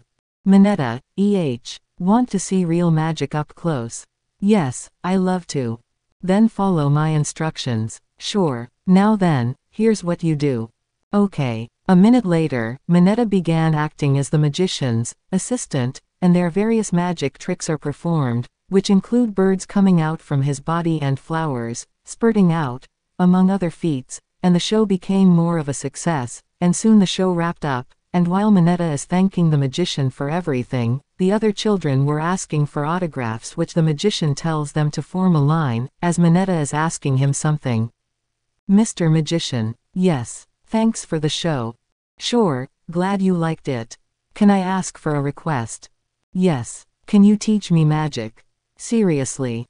Yes, seriously. The magician is surprised to hear that Mineta is asking if he would become the magician's apprentice, seeing that the younger boy is interested in learning magic, and is considering accepting the offer, and asked him if he would be willing to be patient enough as learning magic won't be easy, and when Mineta stated that he will be patient, the magician smiled, and as he is about to give his reply, something unexpected happened. Mr. Magician. All of a sudden, the magician's body went ablaze and he got burned to death. Which shocked and frightened the children, and seconds later the reason for this is shown, as Hellhound appeared, his hand wielding a fireball, and it turns out that he is the one who set the magician on fire that killed him, and now he is glancing at the people in front of him, Mineta included, and now the phantom is about to advance as he sees where the gate is, intending to make the target fall into despair. The audience, mostly parents and children, with Mineta among them, were horrified at the scene that they just witnessed, and pandemonium broke loose as screaming people were scrambling to any direction just to get away from the attacker. Hellhound Phantom's cruelty knows no bound, as he grabbed a pregnant woman and incinerated her to death and tossed her charred body aside while glancing at a group of children, who were too terrified to move, though Mineta urged them to get going, which they did while Mineta carried one of the kids and ran off, and the phantom gives chase, sensing one of them being a gate. I found you. Surrender, and give into despair, so you can sire a phantom. Monster. Help. Everyone. Run. Somebody. I want to go home. Let me out of here. Save me. Mommy. As the commotion is ongoing, one of Midoriya's familiars spotted the phantom and heads off to find Midoriya to have him informed of the current situation. Not far, Midoriya was patrolling the streets when the Garuda familiar caught up with him, and there the teen guessed what the familiar is trying to point out and tells it to lead him to the scene, as he guessed that a gate is being assaulted and he intends to stop that phantom from doing any harm to the would-be victim, and follows the Garuda familiar leading him to the scene. So you know where the phantom is? Really? Okay, lead the way. Let's go. After a few minutes of brief chase, the terrified child tripped and was scared to move, and Mineta tries to help him up, but the phantom arrived and is ready to pounce on them, making one of his targets fall into despair so a phantom would be born. A passing police car came and saw the scene and tries to stop the phantom from attacking the two minors, but Hellhound unleashed a fire blast and the two cops were reduced to burning corpses and resumes stalking his victims. Now, you cannot escape me. Mommy, Mommy, I will protect you. Now you will despair. Mommy, Mommy, don't worry, I'm here, I will protect you. Now die. Quote. But before the phantom would make another step, Midoriya arrived at the scene, ramming the phantom with his motorcycle, and the impact sends him colliding against a pillar, and this allows Mineta to convince the young boy to get his bearings back and make a run for it. Now, here's your chance. Get up and run. As the boy ran off, Mineta is about to flee from the scene, but then paused after seeing Midoriya facing the phantom, and overheard the two making a conversation which aroused his curiosity. Looks like I got here just in time. How dare you lay your hand on me? It's my business to interrupt a phantom. That ring. You like it. So that means, you're the ring-bearing wizard. Glad to meet you. Now I'll see if the rumors are true, I will kill you right here and now. Mineta blinked his eyes after hearing the phantom exclaiming about Midoriya being a wizard, and hid behind a pillar as he witnessed the next turn of events, wondering if Hellhound is serious about Midoriya being a magic user, and wanted to see it with his own eyes if there would be any real magic about to be used, and see if that would be enough to chase the Digimon away. That guy, he's a wizard. This I got to see. The scene then shows that Midoriya places his hand in front of the wizard driver, and though the use of the driver ring, it shows that the wizard driver belt has magically revealed its true form, much to Mineta's surprise.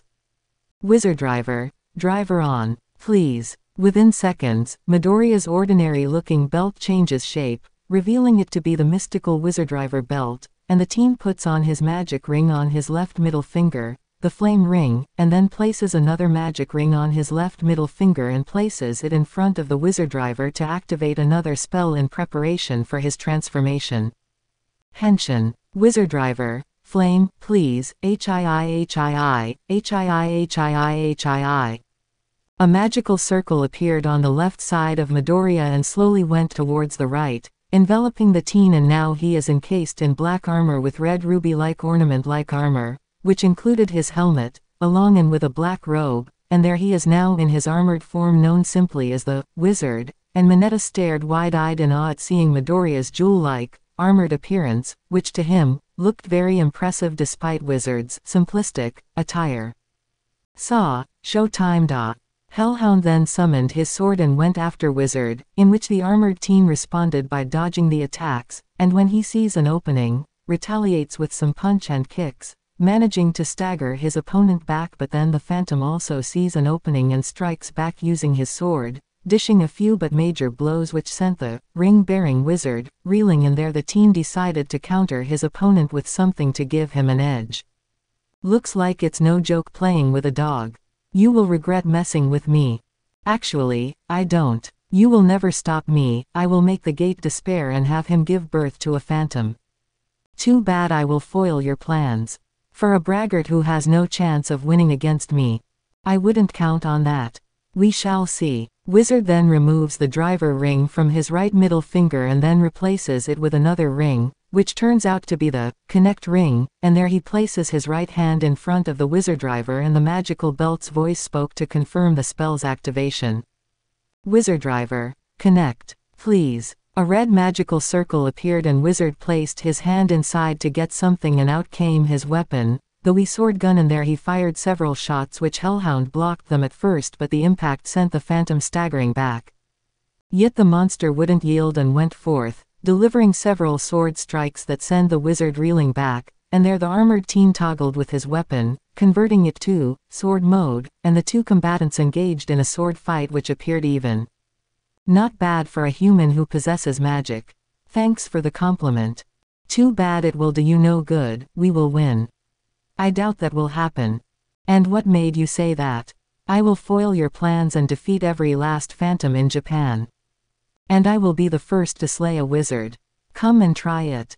When Wizard managed to deliver more of sword strikes, Hellhound backed away and unleashed several fireballs to strike the Wizard, and the armored teen narrowly dodged them before removing the Connect ring, and then placing the Defend ring, and now places his hand in front of the Wizardriver.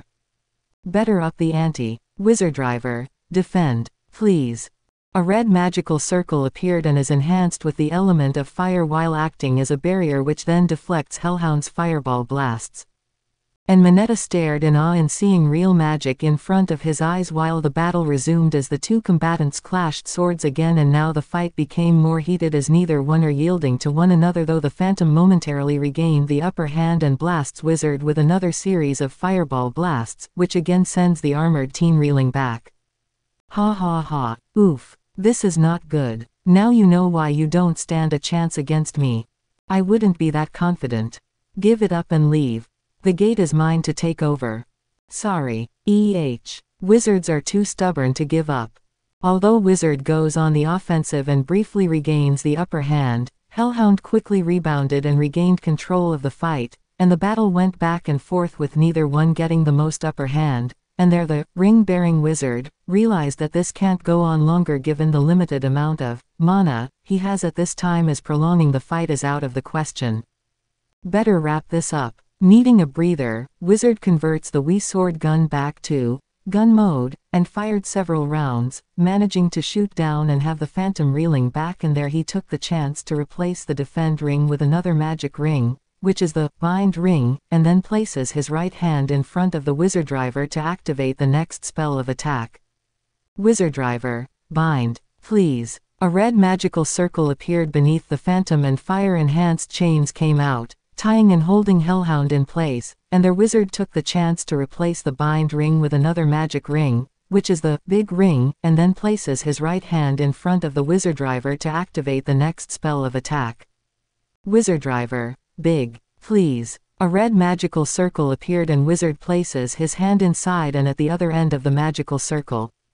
Wizard's hand was enlarged, and uses it to plant a big blow that struck Hellhound, and the impact is enough to send the Phantom colliding against a nearby one-story building and he is covered in debris, and when Wizard checks to see if the Phantom is defeated, he finds out that Hellhound is nowhere to be found, assuming that it got away, and for him, this is enough for the time being as it would keep the Phantom away from the would-be victim.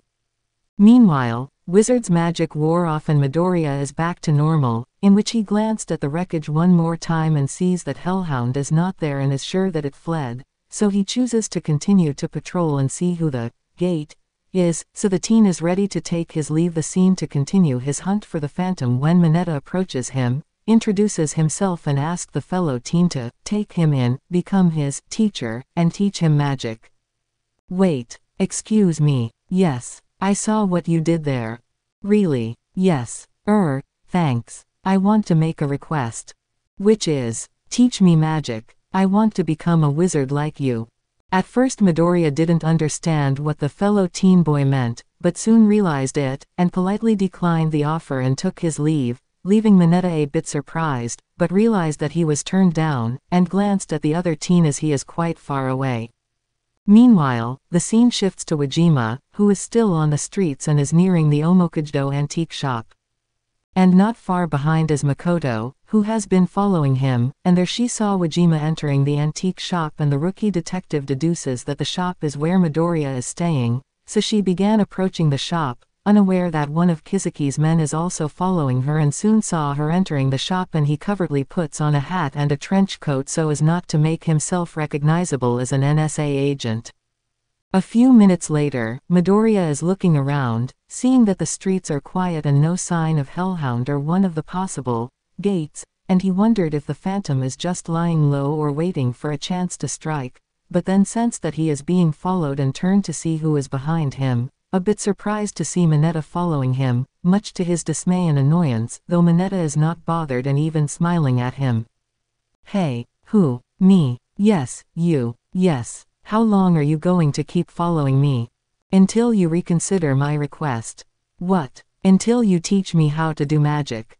I told you I can't. After telling the boy that he can't accept, Midoriya left, but as the minutes passed, Mineta is acting like a stalker as he followed wherever Midoriya goes, and when the teen boy tells him to stop, the other teen wouldn't, and made it clear that he won't stop until Midoriya reconsider the request of accepting an apprentice, and the teen was not only annoyed, he was also flabbergasted, so he began running away, but Mineta began to follow him as well. This set a series of hilarious events where a chase took place all over the business district of Shibuya, with Midoriya outrunning Mineta, which was met with little success as the shorter boy was getting a bit closer to catching him, and when Midoriya told him he doesn't want to, it didn't deter the boy from chasing him, determined to make Midoriya accept the offer of training an apprentice magician. Will you leave me alone? I won't. I told you I can't do that. Please accept my request. I can't. Be my master. I won't be your master. Master. The scene shifts to a park where the donut-hungry food truck is stationed and there the effeminate gay manager is seen with his assistants readying the newest donut flavors. And there Midoriya is seen nearby, hiding behind a staircase which he momentarily evaded a pursuing Mineta, and there he saw the food truck which he went there to hide further there, just as Mineta passes by and missed his target, and there the gay manager uses this chance to offer him his latest creation. Ah, Izuku-kun, you're right on time. Not now. I'm being chased. Ah, he's gone now. Thanks. Now, how about you try my newest creation?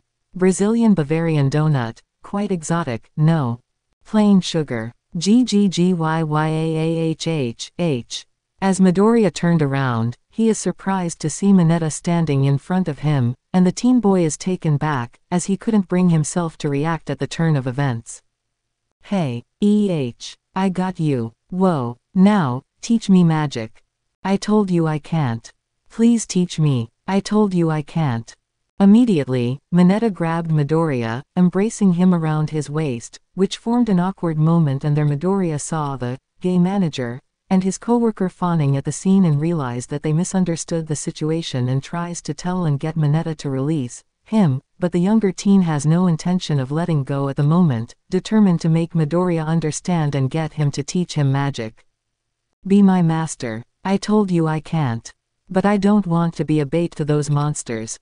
I told you be my master. I won't be a bait again. The gay manager and his coworker began blabbering some statements which caused Midoriya to shiver in fear. Master. Bait. Master. Bait. Master. Bait. Hey, you two, knock it off. What you see is a misunderstanding. Master. Bait. Left with no choice, Midoriya told Mineta that he is willing to listen, and there the shorter teen releases his hold and a heart-to-heart talk is about to take place. At the Omokujdo antique shop, Wajima came in and puts the ingredients on top of a table, and is resuming his work on crafting new magic rings, when Makoto came in and Wajima greeted her, thinking that she is a customer, but is surprised when she asks if she knows where Midoriya is, while the disguised NSA Section 0 agent came in, pretending to be a customer and looked around, while secretly videotaping the scene. Unaware that she is being spied by an NSA agent, Makoto told her that she followed Wajima here as being part of her detective skills. Ah, a customer, what can I do for you? Actually. Wait, you're that detective from the police station a few days ago. Yes, that is me. And I know that you're aiding Midoriya-kun, for he is a magic-wielding individual, and this is the place he is staying, am I correct? How? How did you? I followed you here. Is Izuku Midoriya around? Sorry, he's out at the moment. I see. When told that Midoriya is out at the moment, Makoto stated that he is lucky that the teen possessed such magic, but Wajima decided to correct her on some things. He told Makoto how Midoriya survived the ritual and how Midoriya came to acquire magic even when he didn't ask for it, and the burden he has to carry. The scene shifts in a flashback moment where each of the victims are being subjected to fall into despair, and it showed some horrifying results, as one by one, each of the victims started to crack, bleeding, and a certain anatomical part of an emerging phantom began to come out, in varying minutes. And by then the phantom was spawned as the host body, exploded, killing the victim, and began to leave the scene. The other victims saw this and are horrified, which further puts them in despair, and slowly each of them met their bloody end as phantoms inside their bodies are spawned and took over their host bodies, claiming as their own and left, and the process is the same for the remaining ones, ing for help and begging for mercy, which they got none as they slowly died and the phantoms took over their hosts' bodies and left the scene. The scene then narrows down to Midoriya, as he is also being broke down, cracks, appearing in his body, and a pair of wings appeared on his back, which resembled that of a dragon-type phantom.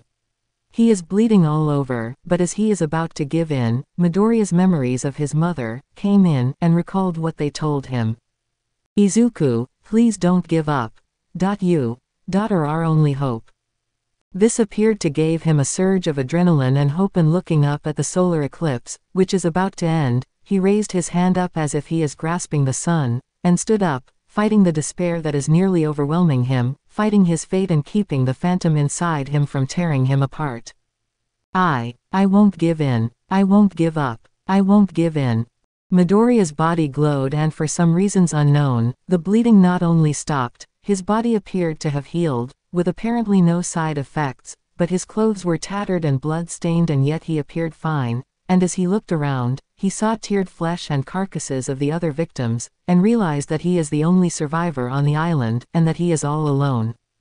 Midoriya sat down as he pondered on what just happened. He was orphaned at a young age, then he was abducted and finds himself along with other victims subjected to a malevolent and diabolical ritual, and after the solar eclipse ended, he is the only one who survived the incident, and the remains of the victims were reduced to teared flesh, and blood is splattered around his surroundings.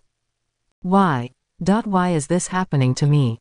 His pondering on why his life and situation ended up becoming like this is abruptly interrupted when a phantom, resembling a humanoid lizard, appeared in front of him, and Midoriya is taken by surprise, as the phantom is about to attack the teen by lunging towards him, but then a magical circle-like barrier appeared and the phantom collided with it, and yet the attacking phantom was repulsed and it fell to the open seas below, which swept the attacker away and saved the teen.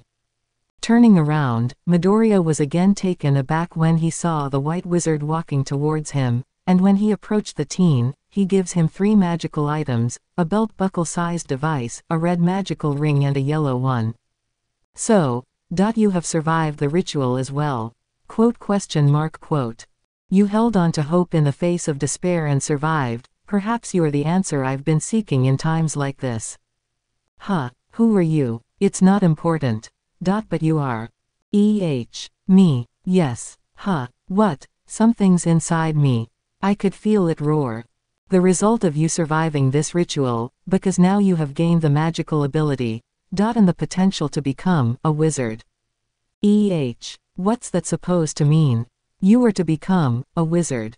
Me, a wizard. Take these with you. A belt buckle and 2 rings. These items are magical in nature, originated from my world. And with these items you can fight them. The phantoms. Phantoms, those monsters that emerged from other people. But what about those things that emerged from other people's body? Look around you. They were teared from the inside. Calm yourself. I will tell you what you need to know. For now, here is what I will tell you. After giving Midoriya a lengthy explanation and instructions, the white wizard walked away, leaving the teen alone, and Midoriya ponders on what to do next. And why he was given such a mission and why he is dubbed the one who will bring hope to those in need, which Midoriya felt that this would take time for him to digest all these within him, having lost his mother at a young age, abducted to subjected to a ritual, then learning that not only did he survive the ritual, he is told that he has gained a magical ability, and an inner phantom, and now he is given a mystical belt-like object and a magic ring. After hearing the story, Wajima told Makoto to think first before making a comment like that, as she has no idea what Midoriya went through after surviving the ritual, and Makoto was silent the whole time, which made her regret making a comment like that, and apologized before quietly leaving the antique shop. The disguised NSA Section 0 agent just looked around before taking his leave, gaining the info he just acquired, and an awkward silence enveloped the antique shop, with Wajima resuming his crafting of the magic rings. A few minutes later, Makoto is walking the streets, pondering on what she had just learned while at the same time reflected on the time that Midoriya saved her life, twice, and the actions she just made at the antique shop, as she is now beginning to realize that she truly misunderstood Midoriya and wondered what she should do next from this point on. Midoriya is now mentally debating on what to say as he considered Mineta's words, but then he recalled the events from 6 months ago, where he recalled the scene where each of the victims are being subjected to fall into despair, and it showed some horrifying results, as one by one, each of the victims started to crack, bleeding, and a certain anatomical part of an emerging phantom began to come out, in varying minutes. And by then the phantom was spawned as the host body, exploded, killing the victim, and began to leave the scene. Midoriya also recalled the next scene where he saw the other victims seeing this and are horrified, which further puts them in despair, and slowly each of them met their bloody end as phantoms inside their bodies are spawned and took over their host bodies, claiming as their own and left, and the process is the same for the remaining ones, ing for help and begging for mercy, which they got none as they slowly died and the phantoms took over their hosts' bodies and left the scene. Finally, Midoriya recalled how he survived the ritual and led to the meeting with the White Wizard and receives the items that enabled him to become the ring-bearing wizard, but now he felt that if this happened to Mineta, the results might become different and may lead to an unexpected and unintentional side effect, seeing that Mineta is probably too young and might end up getting corrupted. Midoriya. Hey, Midoriya, you're spacing out. What's your answer? Will you make me your apprentice? Please say, yes. I really want to learn magic to help people. As Mineta called Midoriya, the other teen snapped back to attention, and now he has a definite answer to Mineta's request, and he is now sure on what to say and how to end this problem without feeling regret. As Mineta await Midoriya's reply, the elder teen is hesitant as he is again in thought of having another magician, but after recalling the incident from 6 months ago, resulting in all of them died before becoming phantoms, with Midoriya himself being the sole survivor, he realized that he doesn't want Mineta to endure the hardship he is enduring right now, and he now has a firm decision on what to say, knowing this would surely have an outcome. Mineta, I got it. It's a, yes, right. You're going to make me your apprentice, right? No. This isn't a kid's game. And you saw my battle with that phantom. You saw how that phantom killed several people earlier. This is a life or death situation. And as much as I hate to say this, I'm a wizard. Not a teacher or coach. I myself learned magic from a master, therefore, I can't teach you something like magic all of a sudden. But, I said I'd listen to you, right? I did, so this ends here. Go home. I don't want to see someone get hurt. Goodbye and good day. Wait. Mineta is taken aback by Midoriya's answer, in which the other teen told him that it would be pointless to learn magic from him and told the younger boy to go home, as he made it clear that he has listened and gave his reply. So Midoriya leaves the park with Mineta, feeling rejected, yet he is unable to make a move to go after the other teen and have him reconsider his answer. About 30 minutes later, the scene shifts to a bookstore where Mineta is seen inside, standing at a book stand where he is browsing a selection of books that have themes about magic, and there he is reading each one of them and is choosing which book he would take, and after several minutes he found the one he is looking and took it with him and brought it to the librarian to have it processed and made the purchase before leaving. Hello, how can I help you? Is this the latest books you have? Yes, that is the new arrival.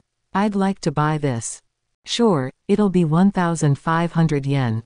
Here. Thank you. You really like to do magic, huh? You aspire to become a magician. Yeah, something like that. As Mineta nears the exit, he opens the book and reads it, fascinated at the contents, yet he is still rattled at what happened earlier about what Midoriya told him, about, can't learn magic, and though discouraged and feeling rejected at first, he remained optimistic and proceeded to leave the bookstore, believing that there may still be a way to learn magic in another way, and hoped that he has found what he's looking for. He might surprise Midoriya and make him change his mind and have him teach magic. Okay, once I get the hang of it, and know how to apply it, Midoriya will surely be surprised, then he'll change his mind and take me in as his apprentice. As Mineta left the bookstore, he didn't notice that someone is eyeing him, and the stalker turned out to be Hellhound, and he is starting to follow the young boy, which slowly implies that Mineta is the gate he seeks, and kills several witnesses who saw him pass, burning them to ashes, and proceeds to follow Mineta towards the streets, not letting him out of his sight, and is determined to finish the assignment that Medusa entrusted him with. Found you. Now you won't escape me. And so is your hope. Mineta, however, remains oblivious as his eyes were affixed on the book he just bought, unaware that he is being followed and has no idea that he is in danger. At a park where a seaside is shown, you can see Midoriya arrived there, and he appeared to be staring far away, as if he is glancing over something, and it is shown that he is pondering on whether he made the right decision in telling Mineta that he can't learn magic, as he doesn't want the younger boy to experience what he went through, as Midoriya have gone through many trials and emotional pains before he ended up becoming a wizard, and he feels that one wizard is enough, and he even takes into consideration that Mineta might end up getting corrupted if he were to acquire magic. As he is thinking, he recalled the events he went through before he became a wizard. Midoriya clenched his fist as he is reminded of the painful moments, and he decided that he had made the right choice in turning Mineta down, and now he will have to find the gate and protect her from the phantoms, and will defeat them all so that no one else would fall into despair and that no one would end up becoming a wizard, fearing that if a newly born wizard might get corrupted and end up using her acquired magic and hurt innocent people. Moreover, he acquired his magic due to surviving the ritual made by the wise men, and learned to use his new abilities through the White Wizard's tutelage, thus among the reasons why he turned Mineta down. This became his choice and will not back down from that responsibility. I guess I did the right thing. Sorry, Mineta, I don't think this is right for you. I don't want you to endure the hardship I went through. Not to mention you might get corrupted if that went over your head. Not far, Makoto Tsukauchi also arrived, and there she saw Midoriya near the shore, still deep in thought, and recalled what Wajima told her, realizing that she has misunderstood Midoriya completely and now she is making decisions on how to make up for treating him from before, as well as to make up for the comments she made earlier. Moreover, as she glances at him, she slowly recalled what he told her a few weeks back when he was in jail, which slowly influenced her decision. Magic isn't what's giving me hope. I have magic because I held on in the face of despair. But, if you do end up losing everything else, I'll be there to bring you hope. However, both Makoto and Midoriya's musings were interrupted when they heard screams and saw people running from the area, and both realized that a phantom attack is taking place, and Midoriya went to the scene at once with Makoto following, intending to confront the problem and to protect the innocents, with Makoto decided to aid Midoriya in any way possible, determined to make up for mistreating him before, as well as to get close to him to let him know that he is not alone in dealing with the phantoms. However, she did not notice that one of the NSA agents who followed Makoto is also there and follows her after seeing her following Midoriya, and is sensing that the wizard might be there and would get a discovery on his identity. The NSA agent secretly recorded the scene and then stealthily contacted Kizuki, who sent him the picture of Midoriya, and the scene shifts at the NSA headquarters where Kizuki received the image of Midoriya, and the NSA chief's assistant stared in disbelief at seeing Midoriya's facial appearance, as he did not expect that the person of interest is a minor, and asked Kizuki if the agent made a mistake, but Kizuki said that the agent secretly followed Makoto and now there is confirmation. There could be no mistake. But, this wizard is a minor.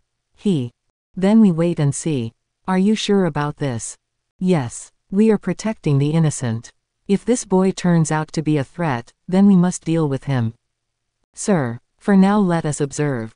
The chief's assistant asked what to do next, in which Kizuki told his assistant to do a background check on Midoriya so as to get to know him so that they might have some leverage in the event that Midoriya turns out to be a threat to the public, which the assistant nodded, and asked what about Makoto Tsukauchi, in which Kizuki said that for now they will have to secretly monitor her every move wherever she goes.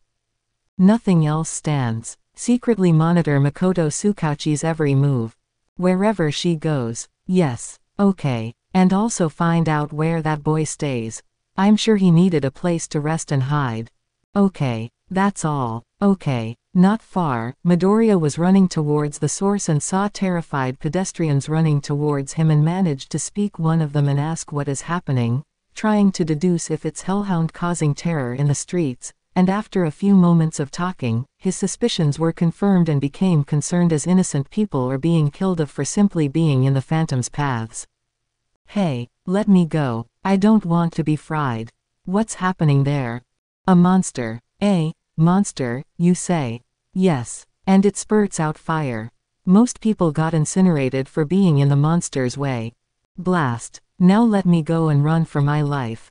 After letting the terrified passerby go, Midoriya rushed towards the scene of the incident, and a few seconds later Makoto came and saw him running towards the source, and she then followed him and managed to get some answers from fleeing people, and there she got confirmation of what she suspected as another phantom attack. Excuse me, let me go. I don't want to be fried. I'm Detective Tsukauchi. What's just happened out there? A monster. A monster, you say? Yes. And it spurts out fire. Most people got incinerated for being in the monster's way. A phantom. Now let me go and run for my life. She then went towards the scene of the incident and hoped that Midoriya would be there to stop any phantom attacks, and hoped to meet him there and let him know that he is not alone in his fight against a phantom, as well as to apologize for the treatment she showed to him in their last meeting and to thank him for saving her life twice. Moments later, the scene shifts to the town square where the scene of the carnage is still ongoing, as responding policemen arrive and tries to restore order by shooting their guns at Hellhound, but to their shock, their bullets simply melted away as the Phantom threw fireballs at the police car, which exploded and taking the lives of 4 policemen with it, reducing them to charred corpses, while he simply went towards Mineta, who is being cornered against a lamppost and surrounding him.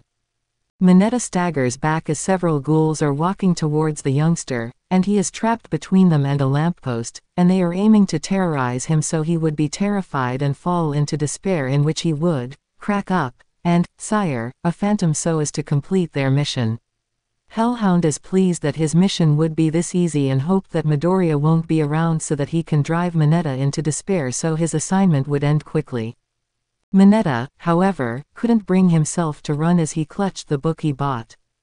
And yet another respite came as another patrolling police car passed by and saw the scene, and there 2 more cops emerged, and thinking that the phantoms are just hoodlums in cosplay, they told the group to surrender, but Hellhound simply scoffed and unleashed a fireball at the police car, causing it to explode and killed the 2 cops, and there he resumed his business with Mineta, telling the ghouls to make the boy fall into despair. "Oh no, now you have nowhere to hide. Blast. Now then, give in to despair and let a phantom sire.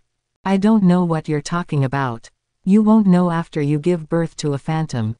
As the ghouls resume their attack, Mineta is slowly about to fall in despair, with one of them ready to impale him with the spear with the intent of hurting him so he would fall in despair through physical pain, and something made the boy do something as he pointed his finger and chanted a rather strange word. "Ch pui pui." While clutching his book, and while pointing a finger at the approaching ghoul, Mineta stared wide-eyed as a line of magical flame emerged from his fingertip and slowly incinerated the ghoul, and the rest backed away as they are taken aback by this sudden situation, though Hellhound doesn't appear to be concerned and told them to go on and assault the boy, simply dismissing it as pure luck. I just chanted a spell, and I made a fire from my finger." Mineta is astounded by what he just witnessed, and he became mentally preoccupied, so preoccupied that he didn't notice that another ghoul is about to impale him with his spear, and just as the ghoul is about to do so, Midoriya arrived, firing the attacker with the Wii sword gun in gun mode and fired several rounds of silver bullets, and this caused the ghoul to back away, and after glancing at Mineta, he finally discovered who the target is, much to his surprise. What a twist, so Mineta is the gate. Putting on the driver ring on his right middle finger, Midoriya placed his right hand in front of the wizard driver, and there he initiated his transformation into Kamen Rider Wizard. "Wizard driver, driver on, please." Within seconds, Midoriya's ordinary-looking belt changes shape, revealing it to be the mystical wizard driver belt, and the team puts on his magic ring on his left middle finger, the flame ring, and then places another magic ring on his left middle finger and places it in front of the wizard driver to activate another spell in preparation for his transformation. Henshin, wizard driver, flame, please, HII.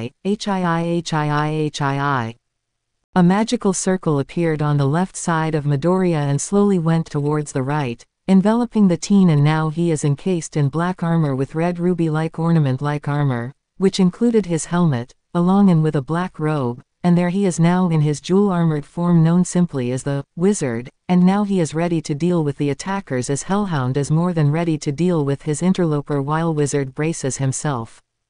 "Get him." Wizard fires away using the Wii sword gun and keeps the ghouls away while Hellhound decided to enter the fray, and engages him in combat summoning his flame sword, and with the two engaging, one of the ghouls got past and is ready to impale a still mentally preoccupied Mineta, until Makoto came and grabbed the young boy and managed to save him before the ghoul could impale him.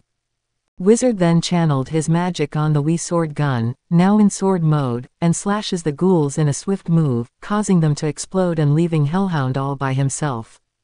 Mineta finally regained his composure and ran off while Wizard and Makoto exchanged words, in a quite pleasant tone. "Hello, Midoriya, Detective Tsukauchi, fancy meeting you here.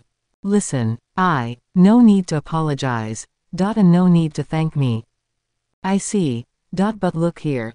I decided to join your fight against those phantoms, with or without magic, and will defend the people, just like you do." "Really, good to hear that." Seeing that Makoto is in the same book, Wizard now feels that he is not alone in his fight against the phantoms, but their pleasantries was interrupted as Hellhound stabbed a motorist to death and stole a motorcycle before cruising off, and Wizard then replaces the driver ring and puts on the connect ring on his right middle finger before placing it in front of the wizard driver and executed another magical spell. "Wizard driver, connect, please." A large magical circle appeared and Wizard grabbed something inside it, and there he pulls out his motorcycle and hopped aboard, and cruises away to give chase, going after Hellhound as he is determined not to let the Phantom get away, and within minutes a chase took place amid the surprised reactions from other motorists, thinking that they are cosplayers, while some think that they're punks, and others wondered if they stumbled in a movie shooting. Wow, look at that. Cosplayers on wheels. Must be a movie shooting. Wow, it'd be cool if my face is shown on the movies. Wait, where are the cameramen? Hey, watch it. This isn't a race track. Call the police. Wanting to lose his pursuer, and kill him, Hellhound waved his hand and fires several fireballs, in which Wizard managed to evade them but with a cost, as the fireballs struck the unfortunate motorists in their vehicles, causing them to explode and its passengers died senselessly, which triggered a multiple collisions as cars stopped, causing other cars behind them to bang against each other, and Wizard realized that he has to do something or more deaths would increase.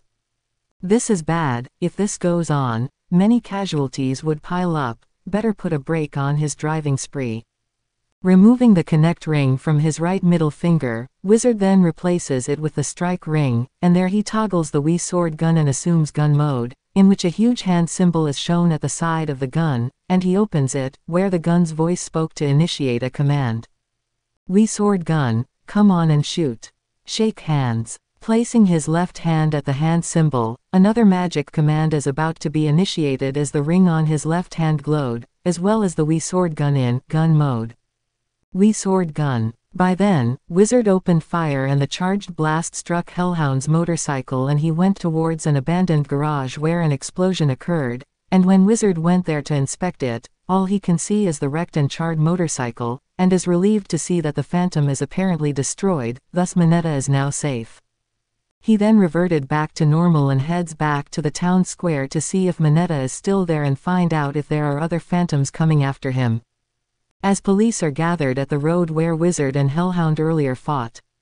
Several agents from the NSA's Section 0 arrived and told the responding policemen to help keep onlookers out, cordoning the road, and several ambulances arrived to help the injured, while others are placing the charred corpses inside body bags and a few other volunteers used tools to cut the wreckage of the vehicles to remove corpses, and some are forced to amputate the survivors' limbs just to get them out of the crashed cars. Many of the survivors ed in pain due to the injuries they got. Wow. The policemen are unaware about what really happened, while the Section 0 agents seem to know that a phantom caused this, though they failed to find out about the Wizard. At the opposite lane, Midoriya is riding his motorcycle, and couldn't help but feel bad seeing the scene of the carnage, yet this was out of his hand, though with Hellhound's demise, this won't happen again. Hope this incident will never happen again, at least that Phantom is gone for good. Midoriya cruises away as he heads back to the Okomijdo antique shop to rest and recharge his mana before resuming his search for Mineta, hoping that with the Phantom's death, the young boy won't be placed in danger. Much later, at the park, Mineta is walking along, still glancing at his finger while recalling what happened earlier, and was thrilled at the thought of how he managed to thwart a single ghoul, and seeing that he has magic powers, this made him more excited, and thus he decided to try and show to some crowd what he has, just like what he saw in the magic show, which would attract a lot of audiences, and the very thought further made Mineta excited, and now he has a new sense of hope. Yeah, this should be my first step in giving hope to people like me. Seeing a nearby park where some crowds are gathered, Mineta decided to head there and showcase his feat, and use this to prove that magic existed, and hope this would make anyone notice him so as he would be discovered, and at the same time show Midoriya that he can be his apprentice and become an assistant wizard, who would help people in trouble. As Midoriya approached the crowd, he did not notice that a Section 0 agent is following him, having seen the young boy use magic to fend off a ghoul, and he is to see this before calling Agent Kizuki about the discovery he made. There the agent tells Kizuki about this, in which Kizuki tells the agent to keep following Midoriya and record his activities so as to know if Midoriya poses a threat to public safety or not, which the agent nodded in acknowledgement. Keep an eye on the boy. Yes sir. Follow him discreetly and see what he is up to. Yes sir. And don't let him know that you're following him. Yes sir. Good. Go. Yes sir. After that, the agent began to discreetly follow Midoriya as he is now under orders to witness what activities the teen boy is involved in. The scene later shifts to the Omokujdo antique shop, where Wajima is about to craft a magic ring while at the same time glancing at the crystal ball, seeing that peace is restored and that Midoriya had defeated Hellhound, ending the problem though he was unable to locate Mineta's location given that he was focused on the making a new magic ring. By then, Midoriya and Makoto arrived, and the two are now getting acquainted and getting along, and Wajima is surprised to see the detective, wondering why she came back. There Midoriya and Makoto are talking as the two now share a common ground in protecting the innocents against the phantoms and their attacks against the gates, and the two are now willing to help each other out, such as exchanging phone numbers and information on phantom-related cases. So, how did it go, Izuku? Quite well, though that phantom did use murderous means just to make me lose him. I see. But it's not your fault. And the phantom. Taken care of. And the gate. He's fine. Good to hear it. Say, let's give each other out contact number, that way we can stay in touch. And offer each other information on phantom-related cases. Quote. Sounds fine. Wajima smiled as Midoriya has found a new ally as this would assure that Midoriya won't have to carry the burden of fighting the phantoms all by himself. And believe that this is better with Midoriya accepting some support, as this points out that after all that has happened, Makoto now has a new sense of hope after recovering from despair, and after a few minutes of getting acquainted, both Midoriya and Makoto decided to leave, with the detective going back to the police station while the teen goes out to find Mineta to see if he is okay. As the two left, Wajima notices a bag of donuts left on the sofa and tries to take one, but is dismayed that it was empty. Nothing left. At an abandoned garage, Medusa, in her human guise, sat on a couch as Phoenix, in his human guise, thrashes anything he sees, pissed off that Midoriya has thwarted their plans on spawning a phantom and Hellhound's apparent death, and he is now really mad at the turn of events, and is now wanting to vent his frustrations out on Midoriya once he gets the chance to do so, yet Medusa seemed to be calm despite the tantrum her comrade is throwing. Damn that Hellhound. You sound like you're infuriated. Isn't it obvious? Well, we failed to spawn a new phantom. Quote. And he couldn't even stand up to one puny human wielding magic. He's really useless. I wouldn't call him useless just yet. Phoenix is baffled at Medusa's comments in regards to defending Hellhound, and a sinister laughter is heard around. As Phoenix looked around, Medusa smirked, just as Hellhound appeared from behind the other male phantom, and Phoenix is surprised to see Hellhound, and there it is shown that the phantom has survived the wizard's attacks, and Phoenix began to compliment his comrade to save face and spare any embarrassing remarks from Medusa. Thank you for the compliments, Mistress Medusa. You're alive. Of course. Ah, ha ha ha. Impressive. Really. Of course. I knew it from the start. Am I right, Medusa?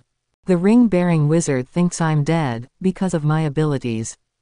Neat trick. Hellhound reveals that aside from possessing pyrokinesis, he also has the ability to blend within the shadows, and Phoenix compliments him again, and their Medusa asked how things are going as far as the gate is concerned, and their Hellhound gave his reply.